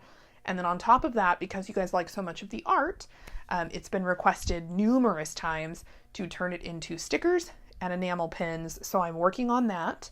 And additionally, magnets. So scissor magnets. I've been working with a manufacturer to do metal enamel plate style, like large metal with magnets on the back, strong magnets. I'm hopeful, when they come. I've been going back and forth with them about the magnet strength and size and all of that. I really want them to hold a full-size set of scissors. I know for a fact they will hold snips easily, but I'm hopeful they will hold a full-size set of scissors. So if you have an industrial machine or a semi-industrial machine that is metal, you'll be able to stick it right on the machine. If you have a domestic machine, you will be able to put some foam mounting tape on the back. The magnets are embedded in the enamel metal, magnets. And then you'll be able to stick that to the machine and then put your snips right on it. So, or you can just put it, it's still a magnet. You can just put it on your fridge or wherever else you like it because you like the art and you find it, fun and inspirational. So I have started doing a couple of those, and we'll roll out more, as time goes on.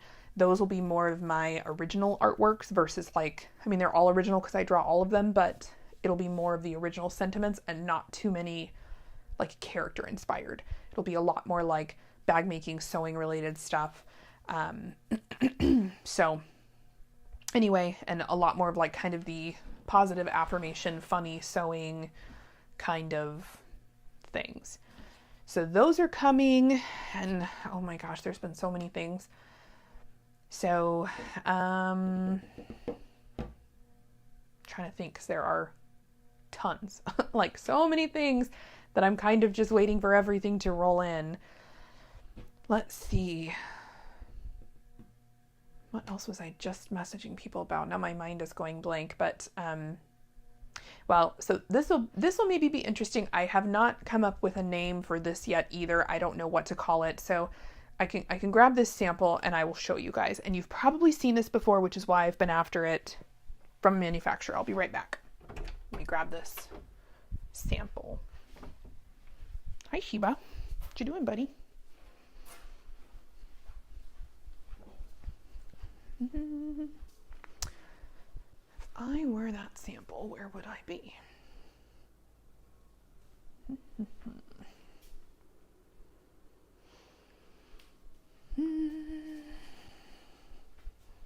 There it is.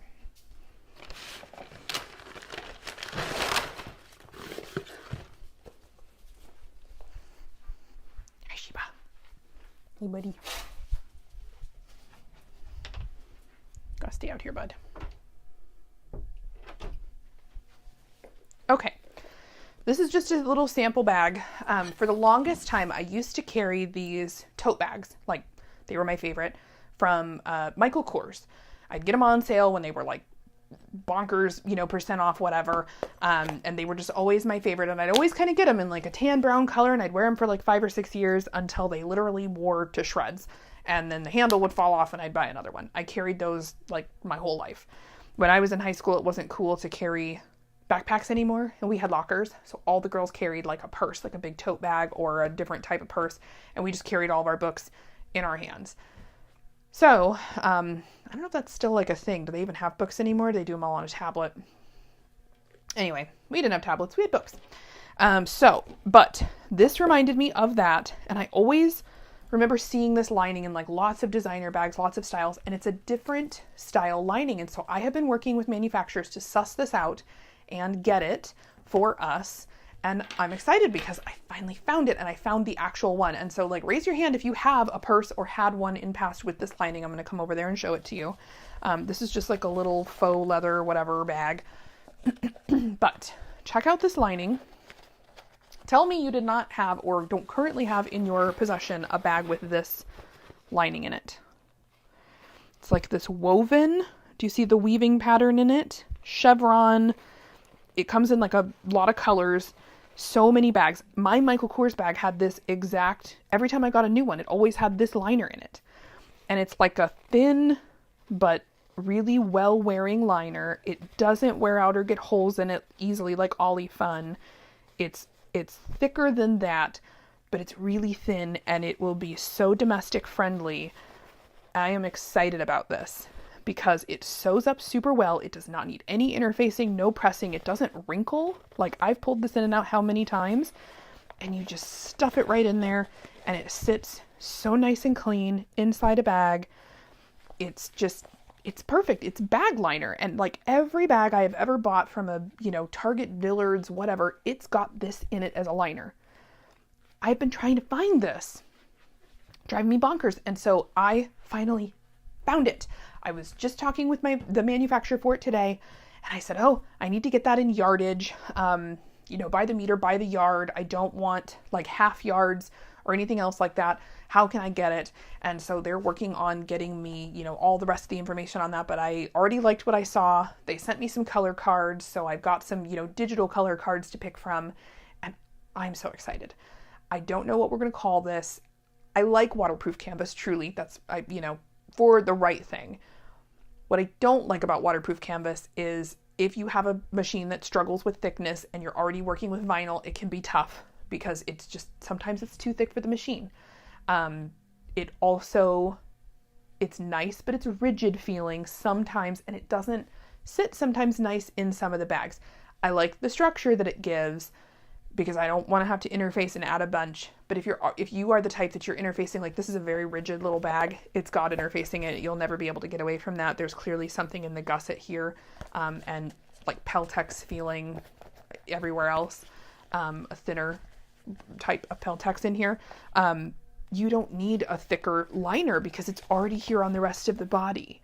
So we don't need that. You just need a sturdy liner, but you could use a cotton woven, but then you've got to interface it, and that stinks, and it wrinkles, and when you birth it, the interfacing comes off sometimes, it just stinks. So I really like this liner. I think it'll be really good for pockets. It's classy feeling, and it's much smoother than waterproof canvas. It doesn't have such a rough, it's really smooth.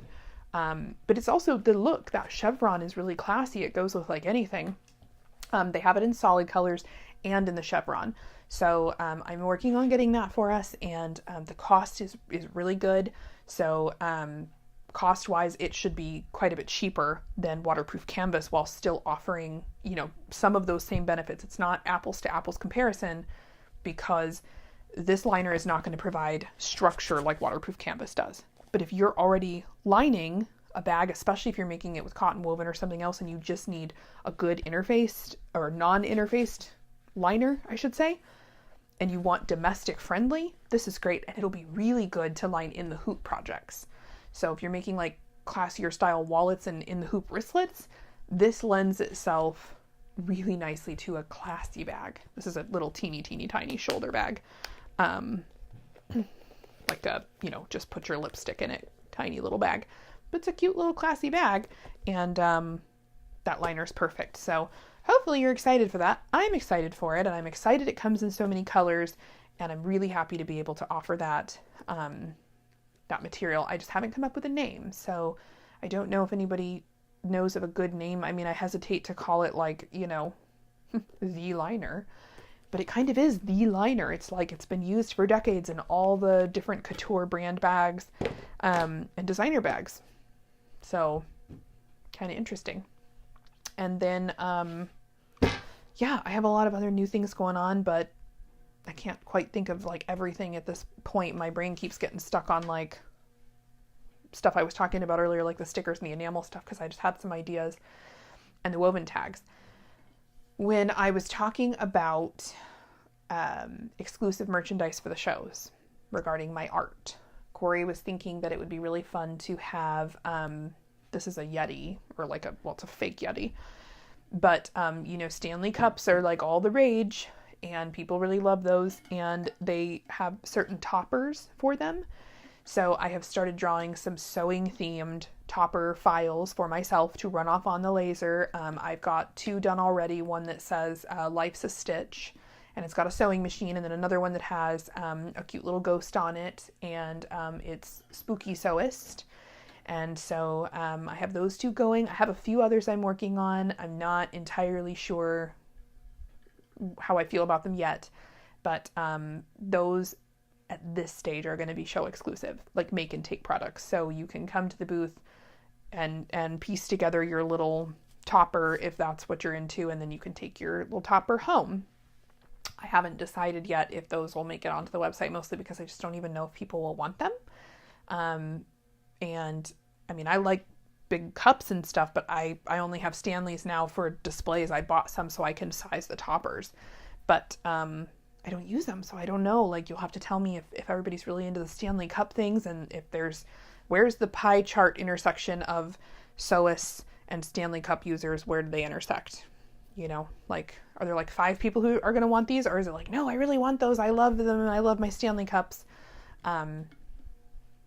We'll have to see. I'm also working on a quilt themed one, because I know lots of quilters, and a lot of the shows we go to are quilters, so I have a cool idea for like a pieced top where it's literally like looks like little quilt pieces. And so I think that would be fun, but I haven't finished the art on that.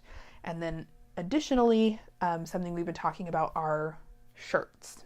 So some of my shirts, some of my art would lend itself well to being on sewing themed shirts, and we're working on having that done. So I want to make sure they're high quality. I don't want to do like the scratchy, crappy Hanes shirts. I want like real women's cuts of shirts. I want to be able to offer, like size small up to like 2 and 3XL, especially for the larger chested women, 4XL in some cases. And I want them to actually have like a women's, cut, like a silhouette on them, and not just be like garbage bag style and rough material, because I don't like those. And those shirts at events for anybody, they tend to be very expensive. So if you're going to buy, a $20 or $30 shirt, well, not 20, but $30 to $35 probably, it better feel like a nice quality shirt. I bought this shirt online, and it's just a plain shirt, but it's nice material. It's got nice drape and details, and it's got a silhouette to it. And I think it was, $20-$25. So I want them to be nice. And so, yeah, we're working on that, and we'll see, where I go with that, because I'm not sure how many people really want sewing related shirts. I don't know, because I see them, but I don't know. So you guys tell me. I always love when I hop on a live and I talk to you about these things, and I get all kinds of little emails and PMs from you guys where you're like, oh, wait, I have an idea. Oh, wait, I want to see this. Or you give me feedback. So give me all the feedback. I love your feedback. But I feel like for today, for Eclipse Day, that's kind of the end of all the things I had to talk about. I sort of caught you up on personal stuff. At least what's going on right now. I mean, there's other personal stuff in the background, but I don't really have any like specific updates. I talked to you guys a while back now about doing IVF this year. So we're still on that path, just haven't executed anything at this point, but I did get some interesting test results. So before we left for Lakeland, like a month before, I had a test done. I told you guys I've done all the tests ever at every place multiple times for years now, and we've been going through fertility treatment off and on for a decade now. This is our 10-year wedding anniversary, and this started, I guess it's 9 years now technically, because we've been married for a decade. But so we've been dealing with that, and it's been difficult. Obviously it's resulted in nothing because we do not have children, but we've never known why, and no doctor has ever been able to pinpoint to any issue or anything and say this is why, or maybe this is, nothing. We've got nothing, and it's so frustrating, and it's expensive. So, and we're not young anymore. I will be 36 this year. Corey just turned 38. And we're starting to feel like we're getting too old for this. I really wanted to have children by the time I was like 32, maybe 34, and be done. And having not started yet at all, you know, it kind of sucks. And obviously, look, you can make all the plans you want, but life comes at you fast, or sometimes not. And so sometimes you just, you know, you get what you get. And so we're here now. There's nothing I can do about it. But my plan was never to be, 40, 45 years old and having a baby or a young child at that age. I just don't think that's for me. I know myself. I know my body. I've made the joke since I was 25 years old that I was born a 65-year-old man. And it's it's true. There's a reason, there's a kernel of truth in everything. There's a reason that joke was made. It didn't originally come from me. Like, my friends used to say that about me. Like, when did you become an old man? But I was the person, my Scotch on the rocks has always been my drink, even when I was young, and I really enjoyed smoking cigars. And, I like my quiet and my solitude, and I like kids, but in doses, and I'm a 65-year-old man. I'm always like the get off my lawn, kind of. So I've gotten to the point where I'm like so set in my ways with my routine. I'm like, I don't even know if this goes on much longer, I'm not going to be able to fit a child into our lives. It's going to be messy, more messy than normal. So anyway, I'm just feeling like we have really got to like get this figured out or give up on it, because I just can't do this forever. So this year's like, it's the big push. And that being said, we've been seeing this clinician for a couple of years now, and there was one last test that's super expensive, and he was like, look, I don't ever do this unless you're really saying I'm going to go into IVF, because, which I'll be honest with you, doesn't really make sense to me now that I've taken the test and got the results back. Does not make a whole lot of sense. I'm like, why don't we start with that? I didn't even know this test existed, which, if I can, we're about to have another little TED talk here about fertility treatment. But can I just tell you how frustrating it is as a person who, my opinion, after going through all of this and all the doctors I've seen and all the clinics I've been to and all the times I've been poked and prodded and looked at and tested and blah, ad nauseum, and can I tell you, just as an aside, when I first went into this journey, this started almost a decade ago for me. In that time, things have changed a lot. At that time in the beginning, we were still in that societal whatever where like we didn't talk about this kind of stuff. You didn't mention it. You didn't talk to people. You were super embarrassed about it. You were like, you internalized a lot of it. It was taboo. Like there were all these bad things.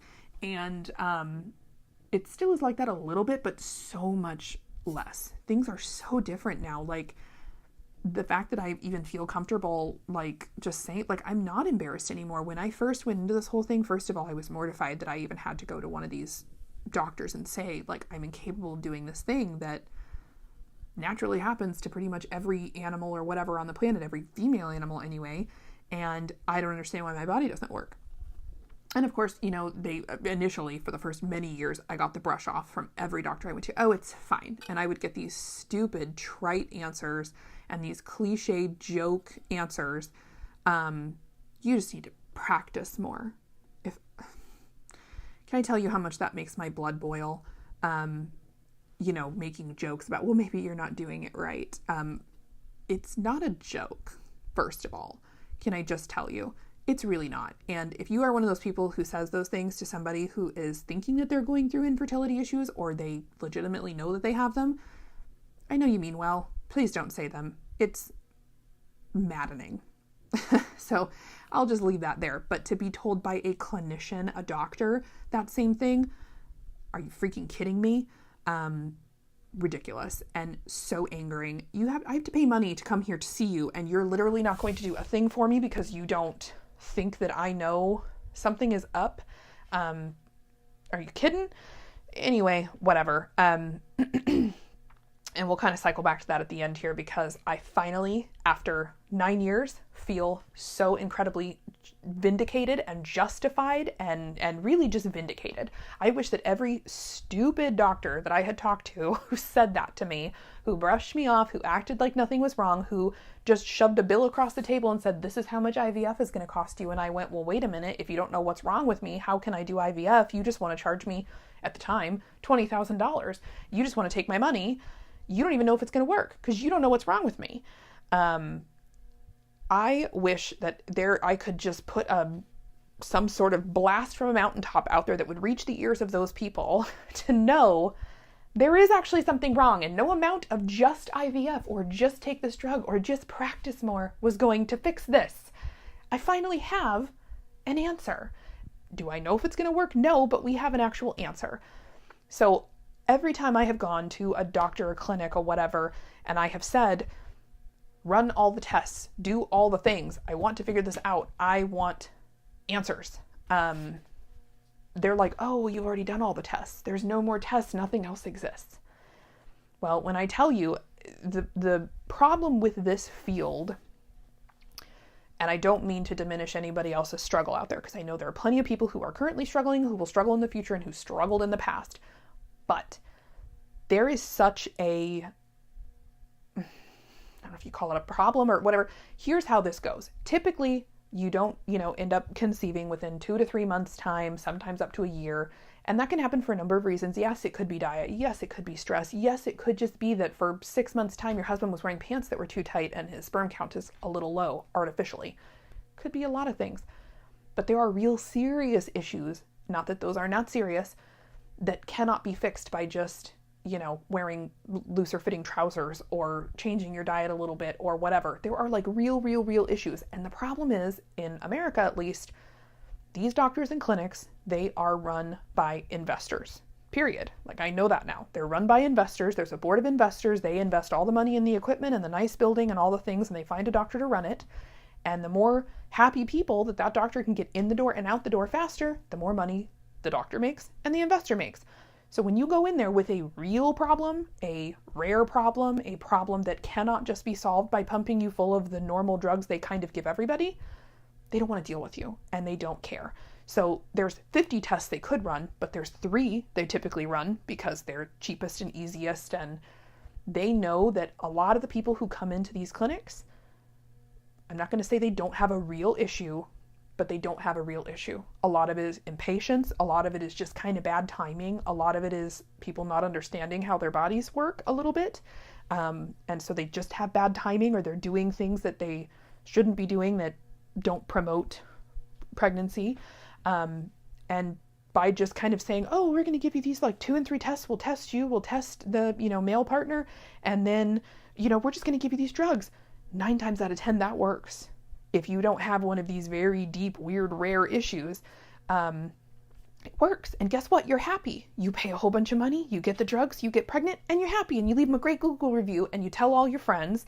And then your other friend who maybe doesn't necessarily have a super deep, rare issue, and they're just a little impatient, or they just have bad timing, they go to that doctor, and then they get pregnant, and everything is great.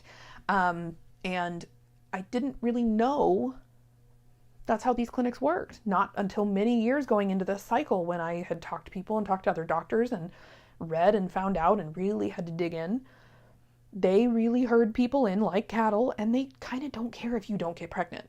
They'll just give you IVF or IUI, and if it doesn't work, they already got your money, and they just go, gosh, I don't know, maybe look into adoption. Gosh, I don't know, we could try it again. What they don't tell you is that every single time you do a cycle of IUI, your chances go down 30 to 50%, not your actual pregnancy chances, but the chances of it working for you. If it didn't work the first time, if all the timing was correct, and if you are working correctly, it's each time, you don't get the same opportunity each time. The math is frankly very confusing, and the first time someone told me that, I thought, no, that doesn't make sense. But when you really dig into it, it is correct. It doesn't work. And it's the same with IVF. So it's like, if it was going to work, it would work. Spoiler alert, we've gone through IUI and we've done lots of other treatments and lots of medication, and they never worked. And I could not figure this out because statistically on paper, TMI, we've both been tested and tested and tested again at all these different times and intervals by different people in different ways, different doctors, different labs. On paper, they would literally tell me, and again, this is so maddening to me, oh, you should be pregnant anytime soon. You're going to be pregnant before you know it. Okay, everything is perfect. It's more than perfect. Your numbers are so great. Everything is so great. I can't tell. I don't know why you're not pregnant yet. They literally said that to me. I have no idea how you couldn't be pregnant yet. Your husband's numbers are off the charts. They're perfect. Everything is perfect. You're perfect. You're the perfect age. I mean, this started when I was in my 20s. He was in his 20s still. Everything is perfect. There shouldn't be any problem. And here I am, a decade later, basically still childless, still never been pregnant, not even for a minute that I could tell. And it's astonishing to everybody. It just boggles their mind. So I'm over here going, okay, well, what do we do now? Oh, well, we tried these drugs. Okay, let's do it. Oh, okay, well, we tried these things. Oh, are you taking vitamins? Are you doing this? Are you doing that? We'll give up. I had one doctor, which I get to a certain extent, but this is absolutely absurd, especially after talking to others. They literally will well, we tell all of our patients to just pretend they're pregnant. Even if you're not, just pretend that you are. So no none of this type of seafood, no sushi, no deli meat, no caffeine, don't do this, don't do that. And we just find that if you start invoking those habits now, well, it helps. Y'all, this was like 7 years ago, my second or third clinic I'd been to at that point. Could you imagine if I went all these years without ever having a damn cup of coffee or a sip of alcohol? I'd have murdered somebody by now. Seriously, I am sorry. I'm not pregnant. I've never been able to get pregnant, and I will be damned if I give up the one joy in life that I have at this point, which is food and or beverages that I like, dealing with all of this infertility nonsense, which is a total mind screw and an emotional issue. It will test your marriage. It will test you personally. It will test your friendships. It will test everything that you go through forever while you're dealing with it. It is such an emotional roller coaster before they pump you full of hormones. Then when you're pumped full of hormones and drugs, you have like the littlest of control over everything because everything's amplified a billion times. So I could not believe they said this to me. And it was like, are you kidding me? There's no reason to give those things up if I'm not pregnant, and I'm not even close to getting pregnant. Nobody knows why I can't. So no, thank you. I will be strolling my happy ass somewhere to get a coffee full of alcohol with a side of sushi and some other illicit thing that pregnant women aren't supposed to have. Thank you very much, because I'm not giving up the one thing that I have left. Oh, that was so angering. But those are the same people. I mean, again, some of these clinics, the bedside manner is also not real great because, again, they just don't care. Like, they're nice on the surface until they just don't care. They've gotten this to work for 50,000 other people that month and they're just raking it in. You're the problem child. They've done the tests, the 3 tests they normally do. Well, come to find out, we hadn't gotten to our 3rd clinic before I figured out there's like way more than just 3 tests. Even though I kept saying, are there more tests we could do? They would tell me no. But it's because they don't want to do them. So then I found a clinic who wanted to do these tests, and that's how I got diagnosed with some other issues that we didn't know that I had. And then funnily enough, those issues have now disappeared on a blood level and like a physical level since having my teeth done. So way earlier in this broadcast, I had told you guys we were going to talk about this, the cause of things going on in your mouth that can affect other parts of your body. I'm not saying it caused my infertility by any means, but it did cause other health issues, like obvious ones that we could see that were affecting fertility, but also affecting me in a major way. So I was having to be put on medication for these things, and it was like it was affecting my sleep and my diet and weight loss and gain and all kinds of other things, and possibly fertility. It's been a year since I had my teeth done, and I kid you not, I started this whole situation in March of last year. It was done, really late March. It was done in May, finished. And by the time I left in late May, I had called my endocrinologist and I said, hey, I've been taking all my medicines I've been taking for 5 years, but I'm starting to feel really weird. And so I stopped taking the medicines like 2 weeks ago, and now I feel better that I'm not on them anymore. And he said, well, as long as you feel good, don't take them. And when you come back, we'll test you. We'll do all your blood work and all these things and we'll test you. We'll see what's going on. I got my blood tested. I'd been off of the drugs that I'd been on for 5 years at that point. Nothing else had changed. except for the teeth. And I mean, I couldn't believe it. I thought it was so weird, and I made them really check the testing because all these crazy whacked out levels I had that I was having to be medicated for with different drugs, gone. All my levels were perfectly stable, but not only that, I felt better. Everything was better. My skin was better, my hair was better, like my nails and hair and things were growing more normally on their own without the medications. Everything was better. I was sleeping through the night for the first time in 5 years. Wasn't like a zombie during the day. Like, it was great. And I was shocked. It was like, could this be, And then somebody said, well, you did have that work done on your teeth, and that was a major source of inflammation in your body and a problem that you had, and this is linked to this. And they kind of pointed me towards some research. So then, of course, it turned into the comments where, again, people mean well, not a doctor, but just people who were like, maybe now this will solve your infertility issue. It was like, I don't think so, but I guess we'll see.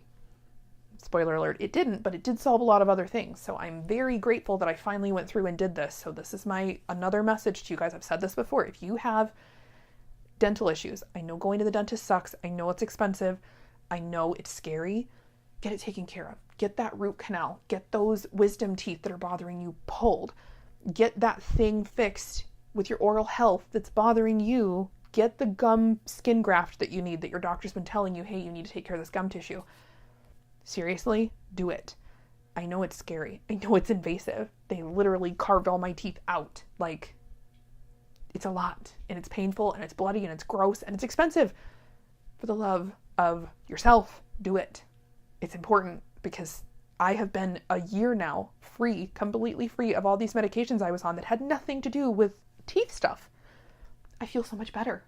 Like, mentally, physically, everything. I feel so much better, and I don't have to take those medications. That's huge. So while it didn't, help or hinder the infertility thing, it helped in this other way, and that's crazy to me. So that's my little PSA on that. Go to the dentist. Do the thing. I know it's hard, but do it. Find a good dentist. Find a competent dentist, someone you trust. Because don't mess around with your oral health. If, you don't trust them, don't let them do it. Don't just let anybody do it. There's a lot of stuff in here that once you do it, it cannot be undone. It doesn't grow back, then you're going to have problems. But find a good dentist, a competent one, and do the thing.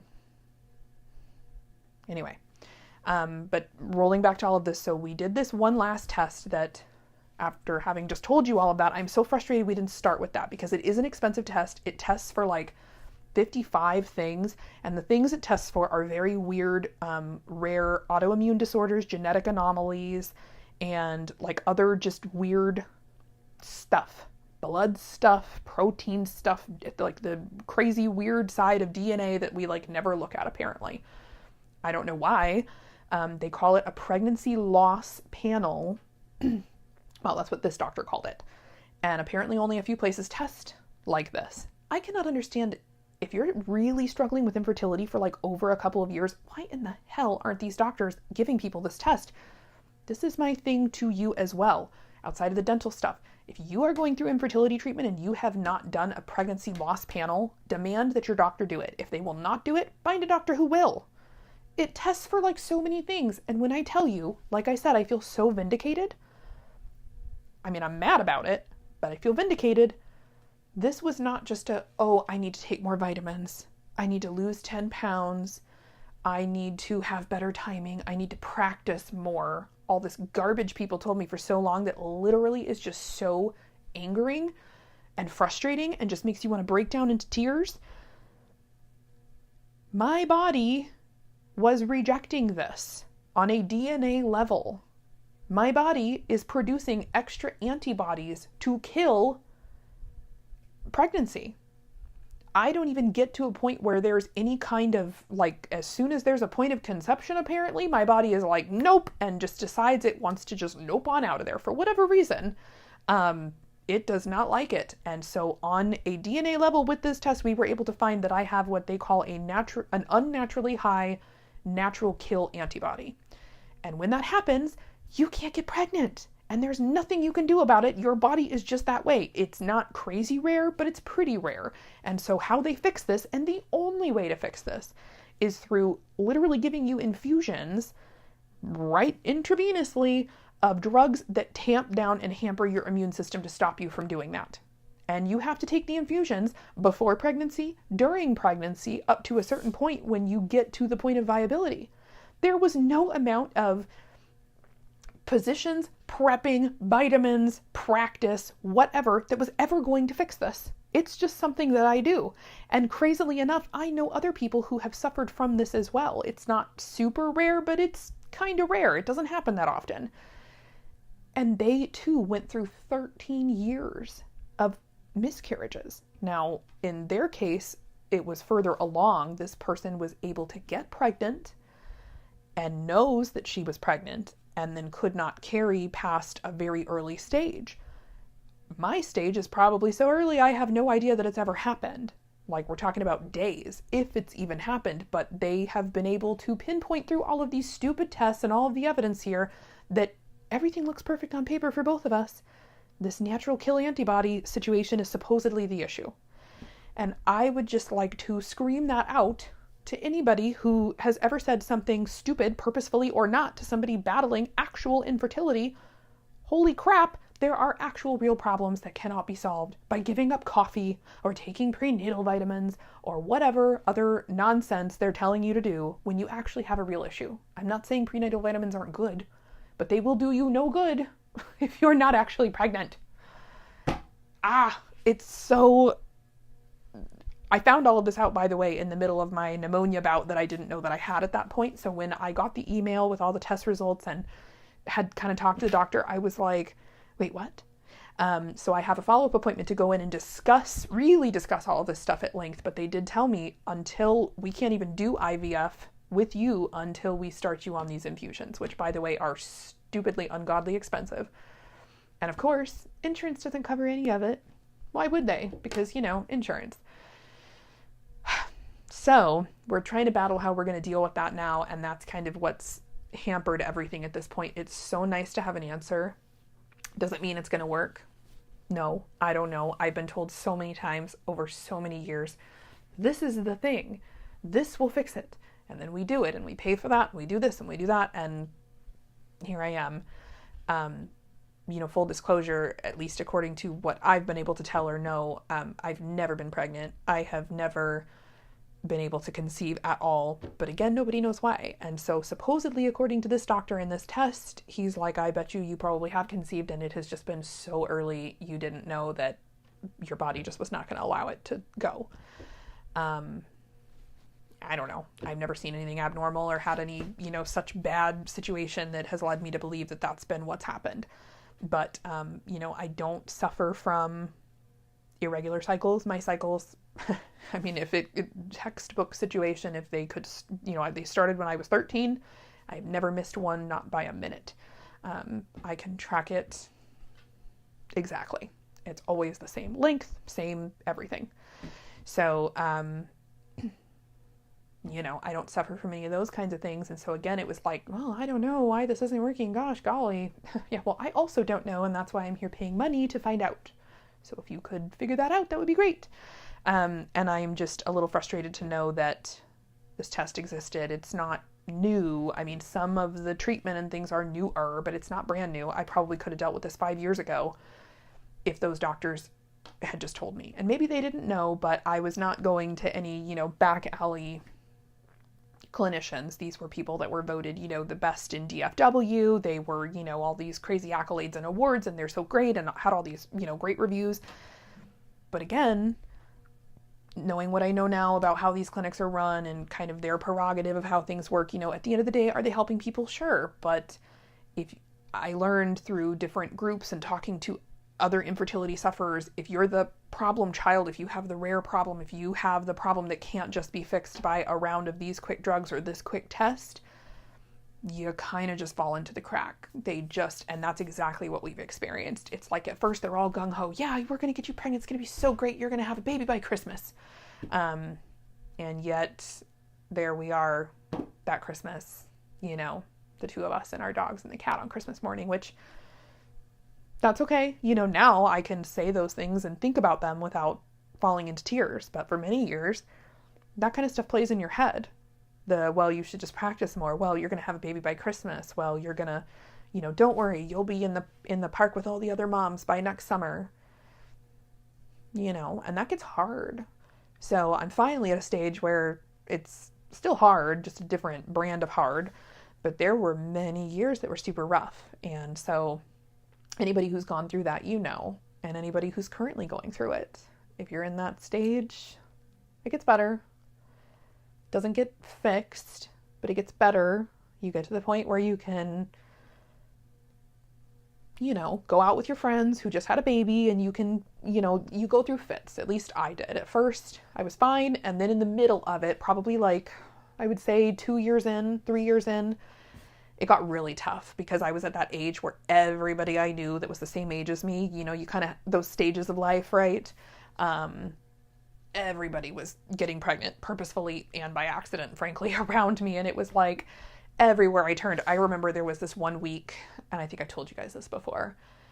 It's like out of a movie, everywhere I turned, I went to my hairstylist at the time, and she was like, "Oh my gosh, so I have some crazy news."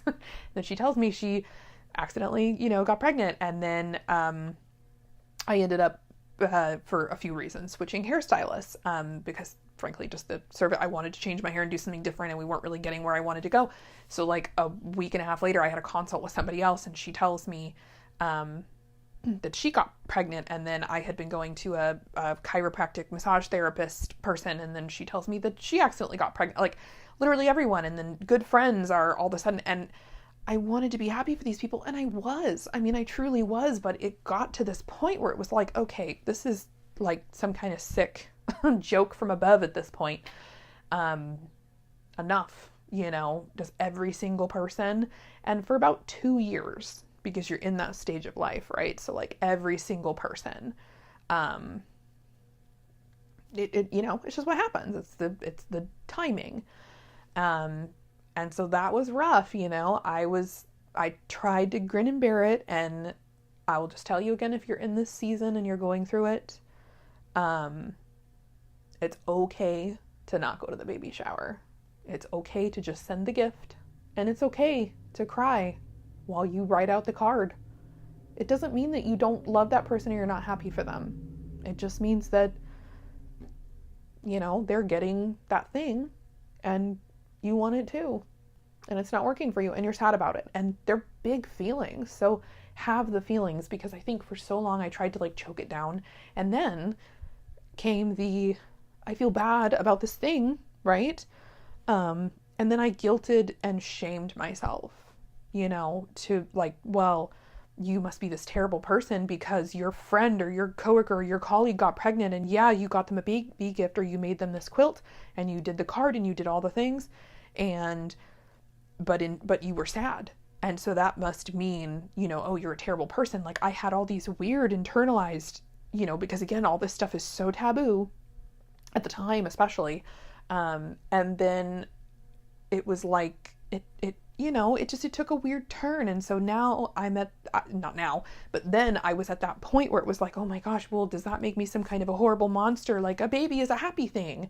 And yet I'm sad. I'm happy for them, but I'm sad for me. And I don't want to be sad. That's making me more sad. And so it was like this weird toxic thing. And it was because I kept trying to like shove it away. And that made it worse. Cause then I remember during that stage, we were living in Dallas, we used to eat out a ton. We're by all these great trendy restaurants.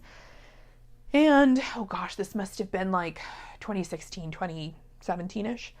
And I mean, there was like during that same time, and it really started to feel like a bad joke, because we would go out. It was like this great trendy, new taco joint or new steakhouse or whatever. So we would go, and we would like, here we are like going into this restaurant, and, the hostess is leading us to the table, and, you're obviously walking into the restaurant and seeing the whole thing. And we would be sat directly next to this, beautiful, happy 8-month pregnant, glowing woman, very obviously pregnant and just as cute as can be, and her happy husband, and the happy whatever, at least from the outside that I'm seeing. And it just was like this, all I wanted to do was go to dinner and just have a steak and forget about it. And, and this would be after a day of terrible testing and, coming up short again, or frankly, you just went through a round of IUI, you're pumped full of hormones, and hit you like a ton of bricks in the face, there's your cycle. So, it didn't work, and now you're like, great. So I just spent like $7,000 on that, and also still not working. But the doctor assured me I'll have a baby by Christmas. I'm going to go have a fat glass of wine and a big piece of cake for dinner, and then you open the mail to your, best friend's baby announcement that same day when you get home. And then you go out to the restaurant and here's the beautiful, happy, and it's like you want to be happy for those people, and you are. I was never unhappy for them. It was like, do I have to be sat right here in the table in the middle of the restaurant with a little happy family with their baby and a super cute, happy pregnant lady, and, like, it was just, I can laugh about it now, but this really was like something out of a movie. I mean, honestly, somebody probably should write a movie about this. It would be incredibly triggering and really emotional, but I feel like it would be very relatable, and make you feel seen if this is something you've been through. So that was how it started. And then it got to a point where I had to kind of like hide a little bit, because I got to this point where the pregnancy announcements kept coming and it just got difficult. I was always happy for these people. That was never the issue, but I just started, like I said, internalizing and shaming myself and like having this, and then it was like this fun game I would play mentally where I was ashamed for being sad that it was happening for somebody else, but then on top of it, I was shaming myself for not being able to do it, right? To not make this happen for me. Like, I have the biology for these things, and this is on a very baser level, like, you should be able to do this, and you can't. And it's not that I don't want to, I'm not choosing to not want to, I want to. It just doesn't work. Why doesn't it work? And it was that. And it's just that all the time. So anyway, 9 years of that. If you're going through that, you're not alone. Other people are going through it too. And we talk about it more now. So these things are more obvious. They're out there. But at that time, it was like, and way before that, I mean, any of you who are older generations, you're hearing me talk, you may have gone through this too many years ago. And now you're going, oh my gosh, nobody ever talked about it. Which is true. People didn't. And sometimes they still don't. So it's like, but talking about it helps. I'm going to unplug my mic, by the way. And drop you. You fell off the magnet there. Hopefully you can still hear me. I hope so, because the mic is dying and the phone is dying, and I'm almost pretty much done with this, but I did want to read through your guys' comments. Put this away.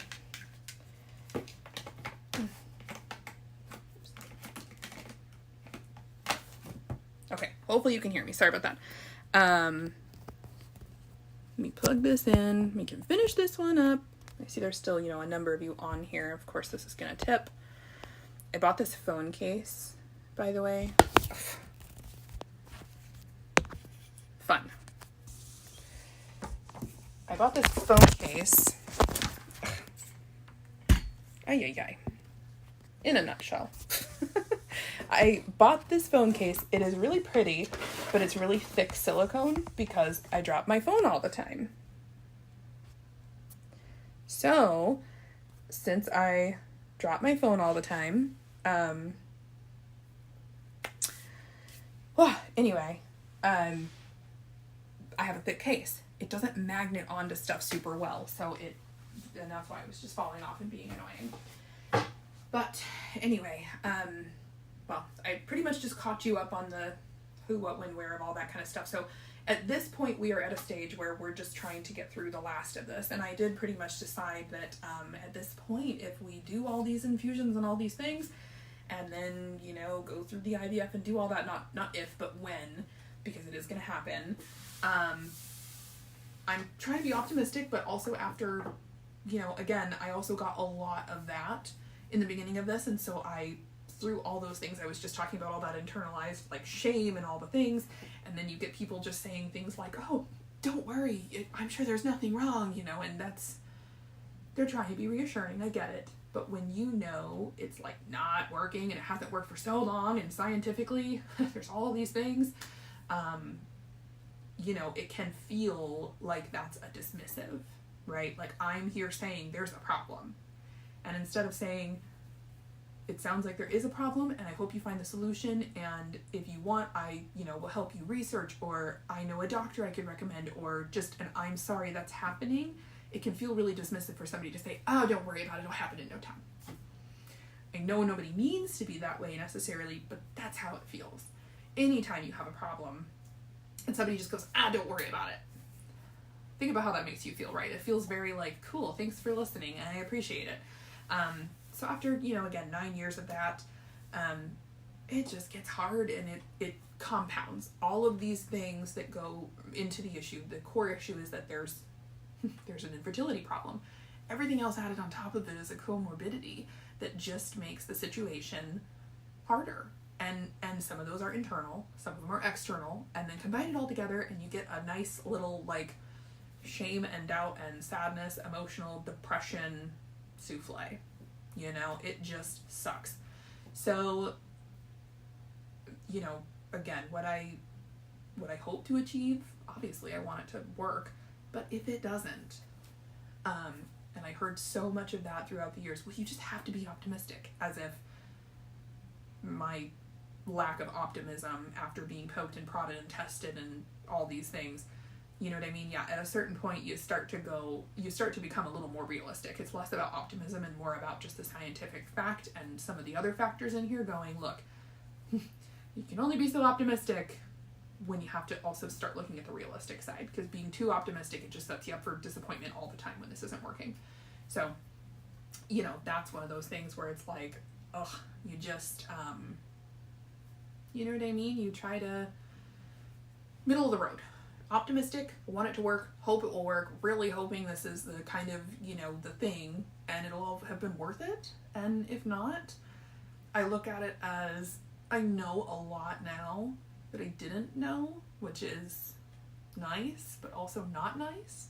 And it makes me hopeful that at the very minimum, even if this doesn't work for us, it doesn't work for me, you know, and us, my husband and I, that if I ever make a friend someday who's going through the same thing, I know now what to not say, and I know what to say, and I hopefully know how to be, and I hopefully know how to be helpful during especially those really hard years. I could have used that. People around us, you know, again, they tried, like, but there were some people who were just really dismissive, and I will say this, not wanting to paint really broad strokes, but it was an experience I had. At one point, when I did start talking about these things, I met a group of older women that I was going to, like, luncheons and things with in the Dallas area, and I found out that as I'm going through these things actively, and this was during my really hard phase, I let one of them kind of in on what was going on. You know, she asked and then told me that her son, who was like 15 at that time, was her miracle baby, that they had to go through fertility treatments and IVF and all these things, like in 2001-ish or so. And it did finally work, but they struggled for many years before this technology and all of these things were available to them. And before they frankly just had the means to be able to do it. And I said, well, you know, I'm so glad, like, that's wonderful, and now he's a teenager and that's so great. And we talked a bit, and I really felt like, you know, wow, okay, that was my first, like, glimpse into external support that wasn't through, like, a doctor, right? Because again, you just didn't talk about these things, and you just don't bring it up, it's uncomfortable, it's taboo, all these things. Well, then I expected that she knew what was going on with me and why I had gained so much weight, because at the time I was on a whole bunch of hormone drugs, and I wasn't feeling super great and just all these things, and then of course it wasn't working, and so emotionally I wasn't feeling great. And then we were planning an outing. It wasn't like I was hosting it or anything, I was just going to it, and it was a group event, and I just excused myself from said group event because I was having, from what I remember, honestly it was like an emotional roller coaster from the hormones. I was coming down off the other side of them. It hadn't worked, that cycle, and so I was having a really hard time normally, but then you're pumped full of drugs. And so that also was not working for me. And on top of that, it had been one of those weeks where everywhere I went, there was like a cute baby or a pregnant woman, like everywhere I looked. And we were going to a place that was full of like moms with young kids during the day. It wasn't specifically for that, but there would have been a lot of them there. And I just didn't think I could handle that. And so I just politely said, I'm so sorry, have fun with everybody else today. I just won't be able to make it today, but I hope you guys have fun. And when she asked me why, she knew, and I told her, I said, I'm really struggling, and I don't want to bring down the group. I have a feeling I'm going to end up, in tears before the end of the day, and I just don't think I can handle it. And instead of kind of being understanding and supportive of someone who had been through this, she was really cold and dismissive and frankly shitty, just to be blunt. And it was this very cold kind of like, oh, well, if you can't handle yourself, then I guess you shouldn't come anyway. But thanks for telling me at the last minute. It was like, again, who cares? It's not like we were carpooling. We were all just meeting at this place and we were going to go have lunch. There's like 10 people going, so it doesn't matter if I go or not. It's not like I owed money for something. Like there was nothing going on. I just was an attendee at this thing, and it was just a casual open house kind of style. Like, we're meeting here on this day. Whoever wants to come, show up. So it was really weird that, and again, I remember some of her language being particularly harsh, and I just thought, wow. And there was no like, I'm sorry that that's happening, or I'm here if you need to talk, or like nothing. It was just very like, well, if you're not coming, then fine. If you can't handle yourself, then good. I'm glad you're not coming.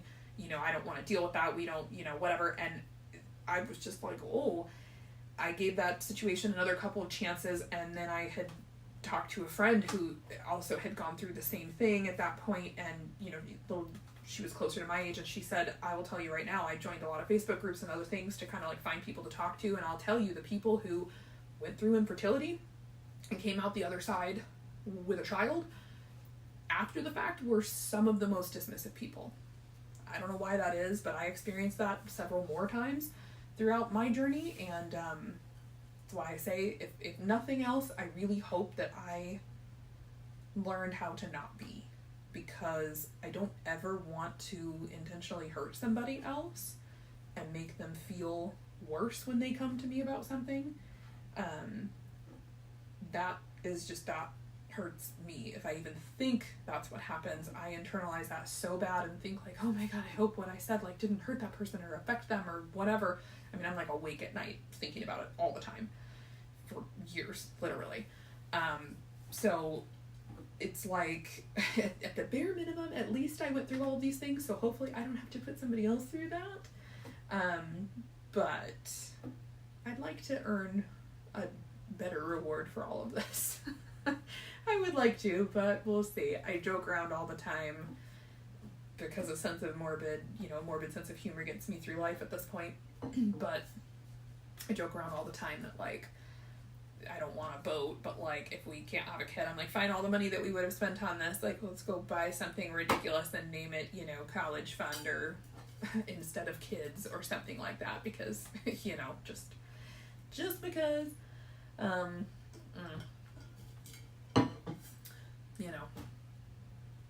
whatever. Probably won't do that. Hopefully don't have to. But yeah, we'll see how this works. So for a while we're going to be kind of like in this limbo. I do have a follow-up appointment to go, and I have a whole bunch of questions and then some about like very in-depth things that I am going to demand answers for before we leave. So I have all the knowledge. Surprisingly, this is a really hard subject to Google and research on your own because so much of it is in the dark, like about infertility. It's crazy. I mean, I've been going through this for nearly a decade, nine years, coming up on 10. It'll be, 9 years, I guess. I don't know. I'd have to do the math, but we officially sought treatment officially on our, like right after our first wedding anniversary. But we had known for a while something was going on. So, anyway, yeah, just forever. Feels like 6 lifetimes at this point. So, I don't know. But I will say, a number of you guys, when we were at the show, I talk about all of these things, and I'm open about them, and I don't have a problem being open about it. I find that it's easier and better to be open versus when, way back when, any of this kind of stuff I was struggling with, and then to know that other people are silently struggling, I guess I never thought about that. So I don't ever want anybody to silently struggle around me. Like, I'm happy to help you any way I can, even if it's just listening, or just if you hear me talking about it and you can relate, then so much the better. Like, if that's all you needed is just to hear another voice in the room say, this is what I'm dealing with, and you're going, I dealt with it too, or I'm dealing with that right now, or in a week when it happens to you, you're like, oh my gosh, I'm not the only one. Like, if that's it, then that's the takeaway, then like, so much the better. But so many of you were talking to me at the show in person and asking me for this particular update about like, what's going on with that? You said you were, what's the deal? So right before we left, I got those test results, and there were a few other things on the test results that are not unclear, but like, we're not really sure if that adds a lot to it. But this one big thing is what we're going to tackle next. So, and yeah, I mean, if it doesn't work, then I'm really at this point of like, I think only people struggling with some form of infertility. And I say that meaning if you're with a partner and it's not worked for you, or you are with, you're in a stage of life where you haven't yet met a partner, and this is something that you want to do and you're not comfortable doing it alone, or you financially or just emotionally can't handle it alone, or whatever. If you are in that phase of life still where you've been in it for a long time wanting a family and it's not happened, only people who have had that, whether it's infertility or, like I said, just you haven't found a partner, haven't found a partner you're comfortable with, haven't reached a phase in your life where you can make this happen. If you have had a child, you really cannot understand this, I don't think. Because what happens, and what we've been doing for our basically entire marriage at this point, is living with one foot on either side of the fence, is how I refer to it. This like, well, we really want to do this thing, but what if we have a kid? Well, we really want to invest in this, or start doing this thing, or take up this thing, or go here, or do this, but what happens when we have a kid? Back in the day, it was like buying cars. We were trying to do the responsible thing. Well, we really want to live in a high rise, but that's not conducive for a child, and we're in childbearing years, and this is something we really want to do. And of course, I'm being told by every doctor, well, you'll have a baby by Christmas.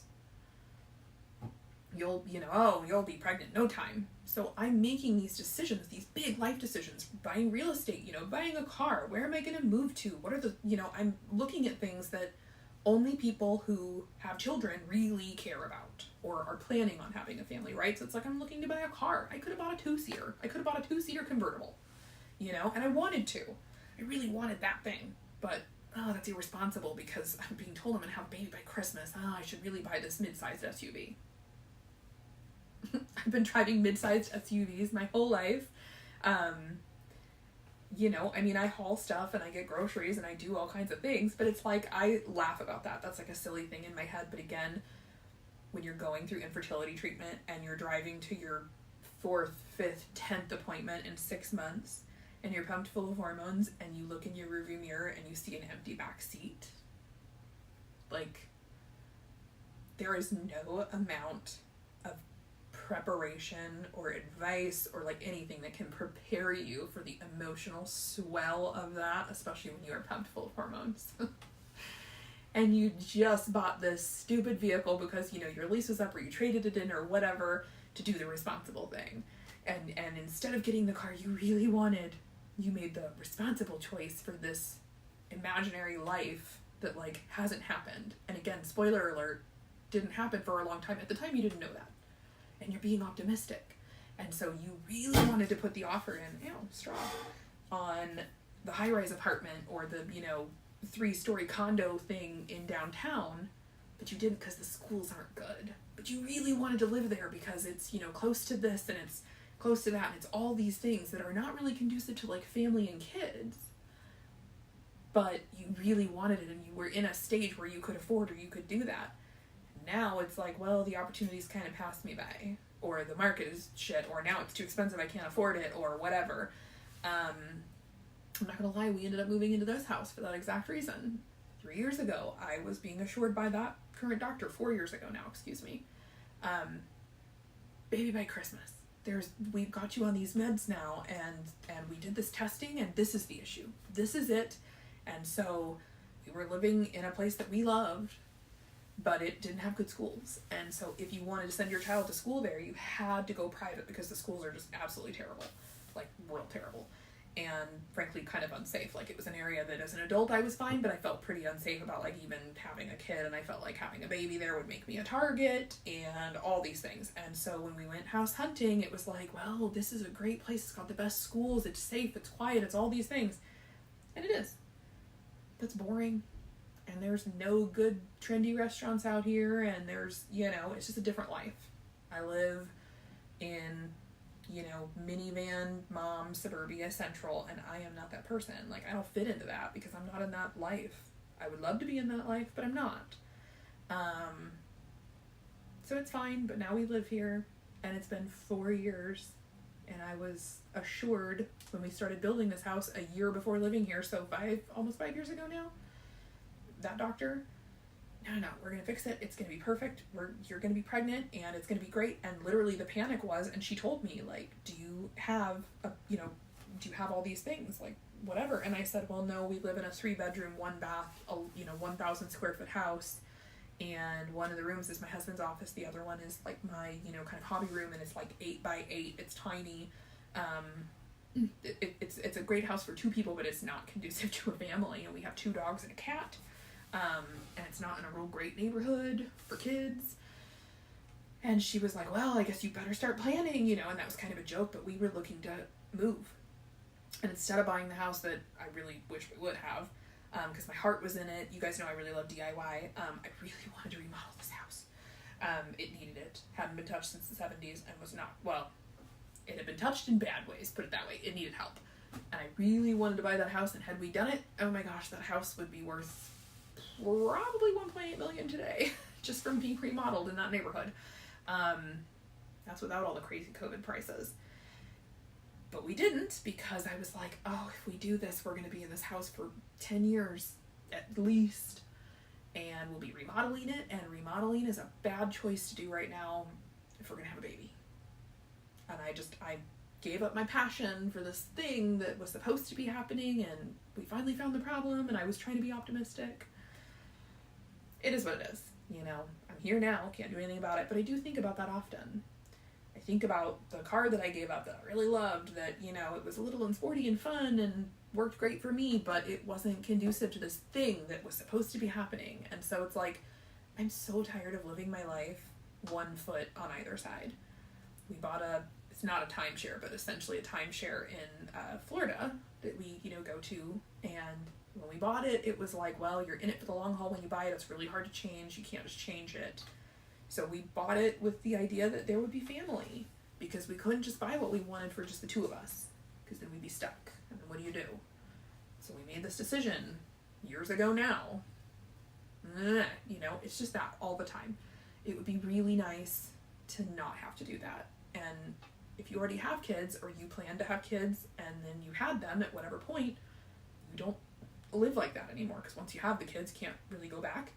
And if you're already planning on being childless, and you're doing that by choice, you don't have 1 foot on either side like that typically. It's usually those of us who are waiting for this, whether it's through medical infertility or life circumstances. We're just waiting. And it is what it is. Look, life is full of lots of blessings. There's tons of good points to it, but there's a lot of bummer points, So years ago, we put in a pool at this house. It was kind of funny because at the time when we were doing it, I'm so glad we did when we did, because this was during COVID when, like, everybody was still terrified. So the pricing was, like, reasonable.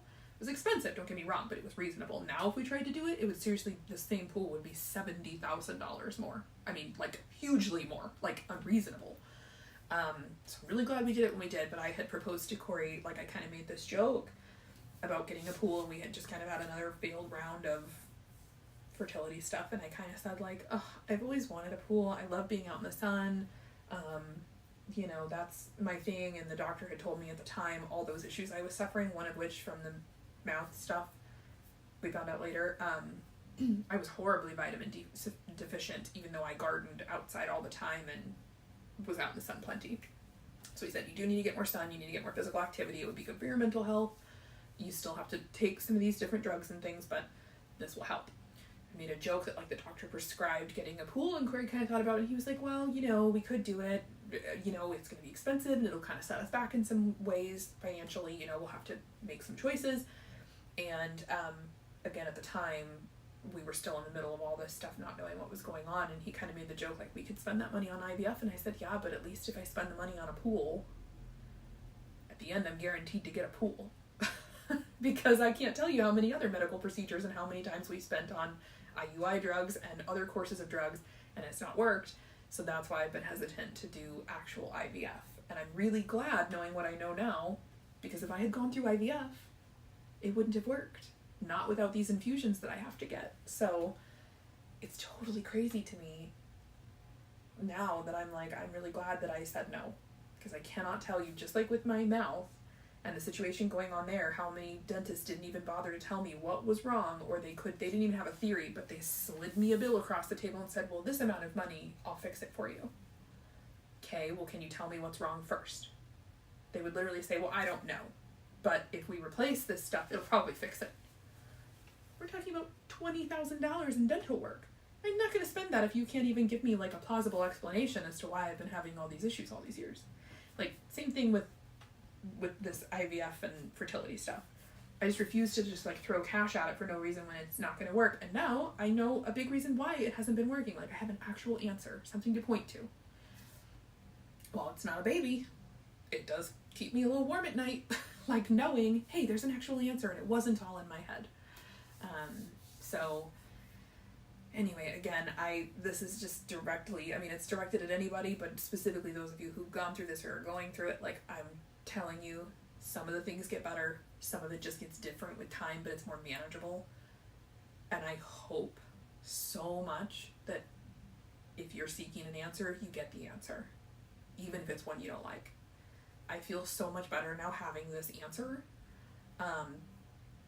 I even feel bolstered enough to say that if this never works at this point, at least I have something to point to, and it's not just a huge question mark. Like, I don't know. I can't even tell you when you go through this stuff, the kind of idiotic things that go through your head. I will leave you guys with this last little story. I have possibly told it before, but years ago, I used to sew for a bereavement charity. Bereavement meaning, you know, for death.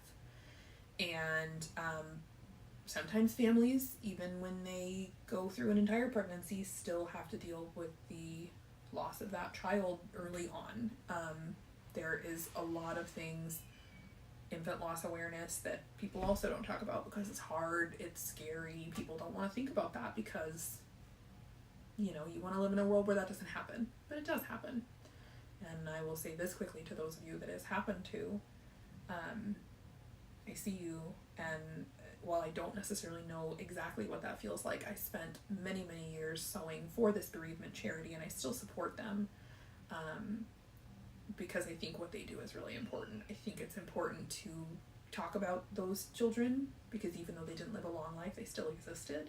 They existed for you, and they are important. So, you know, if one of you out there, I know that this is a hard thing, but the thing that I learned through sewing for that charity for so long and getting to know so many of the moms of angel babies was that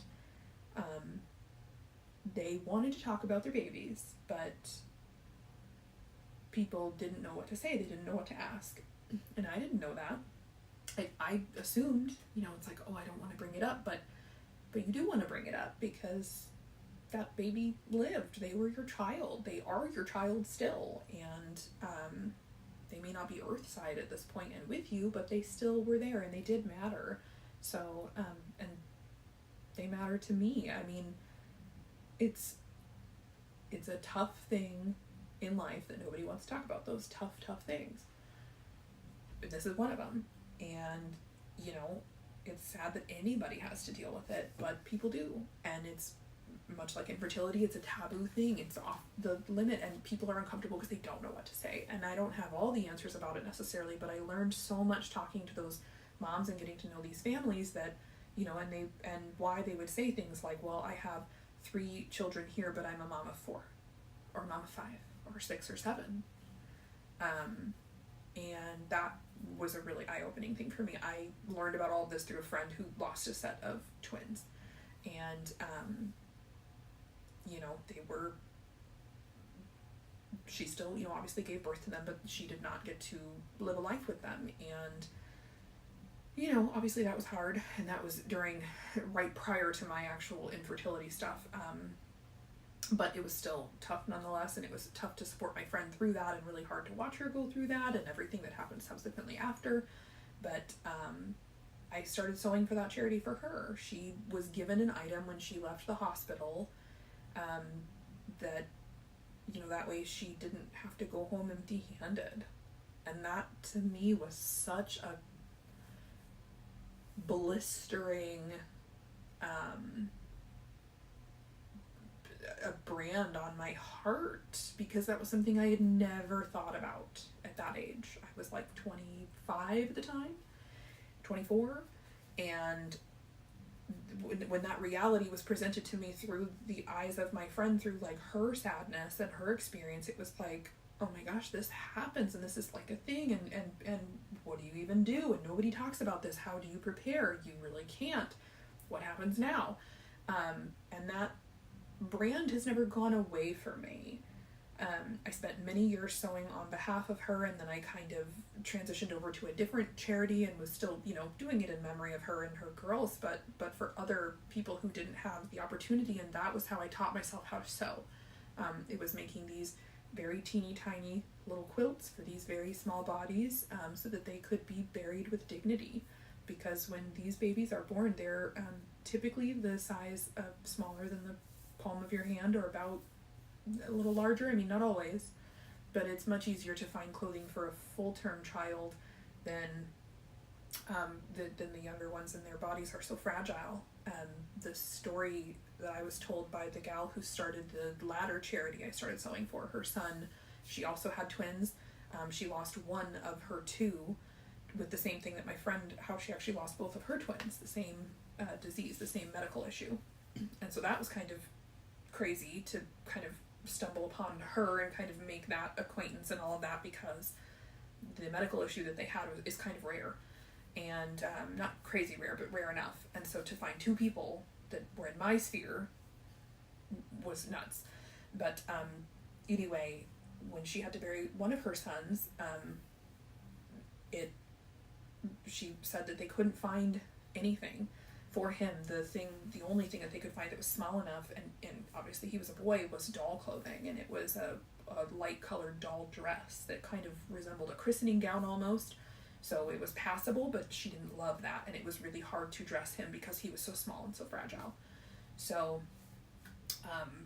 that kind of evoked a purpose in her to help these other families, and so she started this charity, and she devised a very small diaper pattern, a very small basic diaper put on with safety pins just to cover the lower region, and then to wrap the rest of the body, these very small little blankets. And then later they added these really basic little hats, just so that there was something on this child, and they were given in sets of 2 for free at the hospitals, donated to the hospitals. The hospitals keep them on hand so that when something like this happens, they have them, because this typically does not happen in a way that you can prepare for. It just sort of happens. And so that makes it even harder, because, when this happens at 2 a.m. on a Sunday night, where do you go? Who's open? And then who in the family or friend sphere is in an okay enough emotional position to go out and hunt for these things? And it just makes it very hard. So these things are sewn ahead of time, donated to the hospitals, and then the hospitals have them. And so she has worked very, very tirelessly to establish a network that's worldwide, all over the world, donating these items to charity. And the charity is still there. I don't get as much time these days, so I have stopped sewing, but I do send them fabric and things occasionally to support them. And I supported them for a long time through Amazon Smile, which I'm really sad they shut that down. But all that backstory to say that once I was standing in line at Joann's getting flannel cut for all of these items that I sewed for charity, and a really sweet lady turned around and she looked at me and she said, well, what are you making? And of course I have all these little baby prints. And I just politely said, because it makes some people uncomfortable, so I sew items for a bereavement charity. And she said, oh, and she kind of started to ask me some questions, and I briefly explained that, these are for, angel babies born sleeping, that are, there's 2 sizes, and I explained to her the different gestation sizes that we typically sewed for, the 2 kind of brackets of age. And I said that, we sew these items and send them to her, and they distribute them on this network, and that's what they're for. And she said, well, that's so kind of you to do that. Have you ever, lost a child yourself? And I said, no. I said, I, do it on behalf of my friend, and then, it's kind of evolved into this other thing. And she said something, she asked me another question about, kind of why I was doing it, and I gave whatever response it was, and her response to me was such that, well, don't worry, you'll never have to deal with this. I'm sure of it. My hand was on my shopping buggy, and I had all this fabric coming out of it, and when she said it, she kind of reached out and touched my hand. And I didn't take it in a bad way necessarily, but when I tell you that that was at least 7 or 8 years ago now, at the beginning of all of this, at first it seemed like a heartwarming thing, and I'm sure that's how she meant it, but when I tell you the messed up stuff that goes through your head when you're on hormones, at one point I got it into my head that maybe she didn't mean it in the way that I took it, which was like this nice, like, don't worry, that'll never happen to you. And I started to think, oh God, was she like a gypsy or something? Did she put a curse on me that, like, you'll never have to deal with it because you'll never get pregnant? And it just spun in my head like that forever, along with lots of other weird things like that. And so, again, if you can relate in any way to that, where something weird you could be in your bonnet and you just, like, can't get it out. And still to this day, I think about that lady and I wonder, like, did she mean it as a blessing or a curse? Of course a blessing, because nobody wants to lose a child, and I don't mean to make light of it in that way, I'm not, but in a way, it's one of those things where you're like, maybe you didn't, maybe the way I took it was different than the way it was meant. So anyway, I just, we'll see, this year is also our 10-year wedding anniversary, which is, big. It's not the biggest for sure, but it's definitely big. It's big for us, and so we're planning on a big celebration in December, which is when our anniversary is. My mother-in-law is kind enough to throw us a party, so we'll be having a party in Arizona, and we're expecting a lot of people, and it should be a big fun bash. We're doing a themed dress-up kind of situation, and lots of, decor and fun stuff, and yeah. Part of me, I don't know, we'll see what the future holds. At this point, I'm just like, it is what it is. And again, that comes with time. Years ago, I never could have, not that I'm being blasé, but I couldn't have been so blasé about it in any way. It was so hard to even get to this point, so I feel comfortable in kind of talking about it the way that I do too, because it took me a long time to work up to this point. So, and again, I hope that that's a testament to people who are going through this, because it just, again, I'm not going to say that it gets better. It just gets different, and it gets more manageable with time. You figure out ways to cope, and you figure out ways to change things, and you just kind of keep going, but, don't give up on it, but also, for sure, be realistic, because that's one of the things that helped me a lot, like that. Again, I probably would have made a lot of different decisions if I wasn't so caught up in people telling me I should be optimistic and pretend all these things. Again, like that doctor telling me to just pretend I'm pregnant, so I should give up everything that pregnant women can't have. How asinine is that? It would have been literally 7 or 8 years at this point without anything. What in the heck would I even be eating? Like, there's so many things that you can't have and so many things you can't do. I'm supposed to not sit in hot tubs. I'm supposed to not drink wine or go enjoy roller coasters or, like, do all the, like, no. Get out of here with that. That's crazy. That's nuts. Oh, anyway. I am going to straighten this little thing out, and yeah, I have a whole bunch of orders that I fulfilled this morning, but I couldn't take them in because our post office closed for the eclipse. I know, everything here in DFW is closed. They even closed the roads, y'all. Everything. They kept saying, treat it like a snow day. Okay, but it's not a snow day. It got dark for 3 minutes, like, and it didn't even get that dark. They were putting up all these billboards everywhere. Drive with your headlights on, like it was going to be pitch black. And it wasn't. It was dark. If you saw my eclipse video, you know, go check that out. It's on a different video. But, and it was cool, don't get me wrong, but, like, they were even saying, oh, we're skipping trash pickup today.